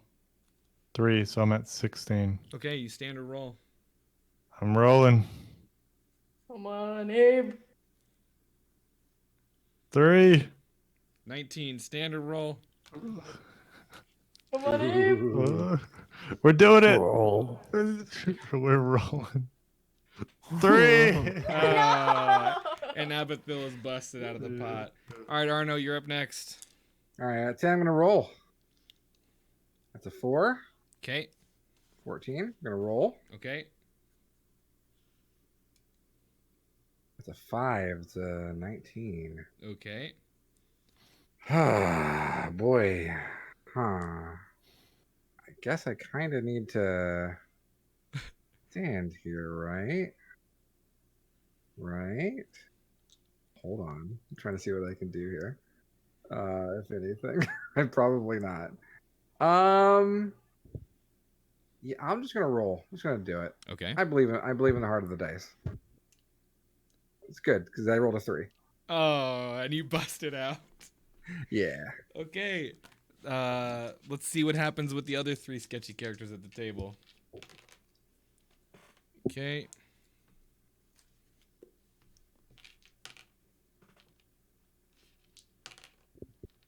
First one busts.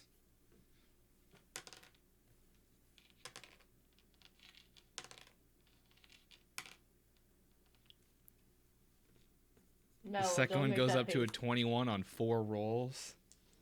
From a 7 to a 21. Dub. Hold on, math. Geez, the last one gets to a 22. The last one busts. So the 2 of them busted. One of them gets to a 21 and wins the whole pot. Hey. And everybody laughs and celebrates. Oh, yay! Scoops up the money. Man. Another round? No. Sure. Double or nothing. What? Yeah. Okay. Oh, Okay, I see. we doing a 10 gold pot? Sure. he- Yeah. If he says that, I want to say I wanted to cast crap. I didn't redo my spells, or I didn't prepare spells for today, but I was going to do. Yeah, never mind. Don't worry about it. Okay. The heart of the dice.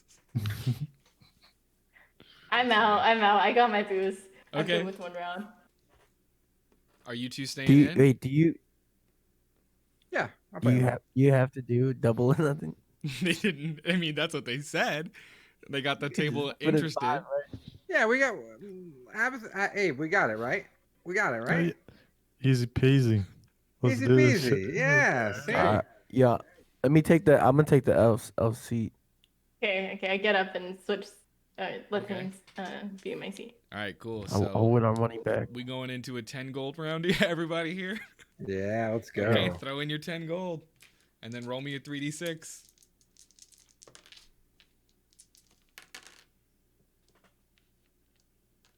Okay. So 9.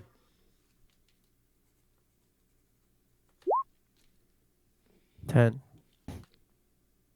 I rolled 13 for the first one. You're 3d6, right? Yeah, Okay. it's familiar territory. Yeah. Okay. One more. Sorry, I'm playing for 3 people here. As fast as I can. Okay. Arno, this time you're first. Okay. Are they the house? How come they get to go last? Well, the house always tries to hit 21. So Yeah. it doesn't matter. So plus 6, 15. I'll roll again. Okay. Plus 5, 20. I'll stand. Okay. Standing on 20. Auk, you're next. I rolled 16. So you rolled another 6? Yeah. Okay. You gonna Want to roll again? Okay. So I'm at 20. Okay. I'm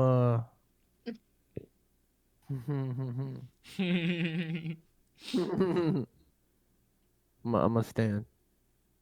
Okay. Standing at 20. Abathil. All right, I'm rolling. 5. Oh. All right, I'm gonna roll again. Okay, so you're up to 18. Busted. Damn. Busted. You're down 15 gold tonight, buddy. So far. All right, first one. He's at a 14. I rolled 3 dice on accident. I'm stupid. All right, he's at so 15. 20. 22, bust. Next one. At a 12. 17. Bust at a 23. Last one's at an 8. 10. 14. 18. 19. Bust at a 22. Oh! Hey! Arno and Ox split the pot. The pot of 60 gold. I hold up my hand for a high five. I don't know you, so I'm like, All right. I hold up my hand for a high five. Oh yeah! Yeah. we're we're establishing that we don't know each other right now. Got it. They said, what? You're establishing you don't know who? Good game, gentlemen. Good game. I'm drunk. Gamblers. I guess we got our double back, right? Y'all are done for the night. I'm assuming. Abe is out money for sure. I think I everybody mean, else like is I'm good. talking to the other people at the table. After Y'all gonna call it now that you've just kind of busted so bad? I'm talking to the NPCs. Oh, okay. Sorry. Yeah, I Yeah. misunderstood you. Sorry, y'all. Yeah, y'all lost real bad. Are y'all gonna head home? No, absolutely not. And they're ready to play another game. Okay. Hey, then what's the max bet at this table? The max bet. Well, at this table, the max bet is just 10 gold. But at Okay. that table, and they're kind of pointing like out and then downstairs a little bit. Max bet gets a lot higher. That seems like someplace we might want to go, or I might want to go. Me by myself. I don't know anybody. Sure. Thanks a lot. Thanks a lot. I'm also kid. interested in this table. Yeah, they're looking Hey. at all of you very party like. Oh, I see. Yep. Strangers. You're strangers. As you all who walked in together get up and leave together.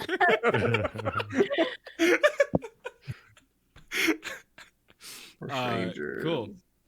So, I'm afraid that is where I'm going to call it for tonight, guys. Okay. That's where we're going to end tonight's session. I want to try to keep more to being in the 3-hour range. I just feel like 4 hours is a lot to consume. Sure. But hey, I know we didn't do all that much in theory tonight, but I had a blast. I thought it was great. No, it was fun. Yeah. It was really fun. Yeah. Here. Yeah. Boulder's Bones, baby. Baldur's Yeah. Bones. Yeah, we finally got into some gambling. That was great. Oh, I'm gonna go big next time. We're gonna win. We're gonna be rich. Is that okay? We could just keep Yeah, playing it's okay. Boulder's Bones for the rest of the I campaign. mean, yeah, it's amazing, dude. It's like Gwent. Like, Yeah. it's just such a good game within the game. It just gets its own, you know. Yeah. But yeah, and so that's how the Amen became gambling addicts. I love it.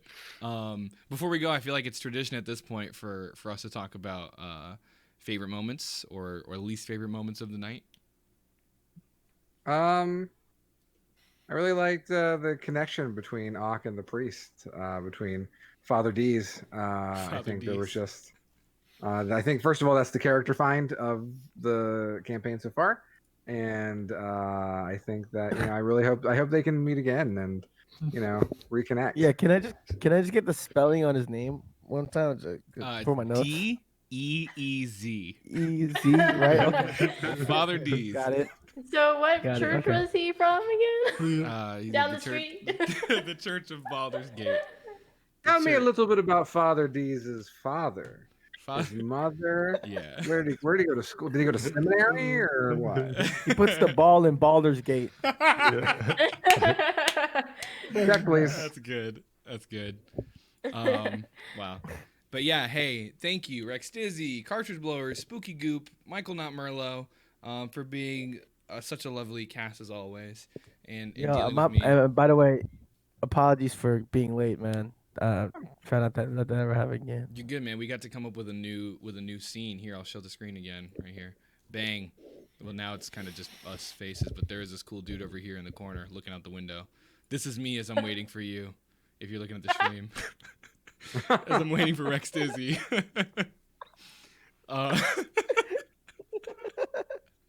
Just to respond Wonderful. to me. But yeah, we're gonna raid. We're gonna raid Ox Gang. We're gonna raid a member of Rekstizzy's side of the woods. Oh, sweet. Who? Yeah, you're the Ox. I don't know if it's Rick or if it's JL2 or if it's It's Rick. It's just Rick. All right, so the homie Rick, we're gonna raid him. Drop your Brutal 14 L's, I think is what the heart emote is if you have it, and just say what up to Rick. But other than that, thank you all for watching. It's been a wonderful episode 7. Episodes are coming up slowly on YouTube. There's 3 right now. Just search Power Level Brutal Mellow, you'll find it. But thank you again, everybody, and have a wonderful night. Bye bye. Peace. You're Hi.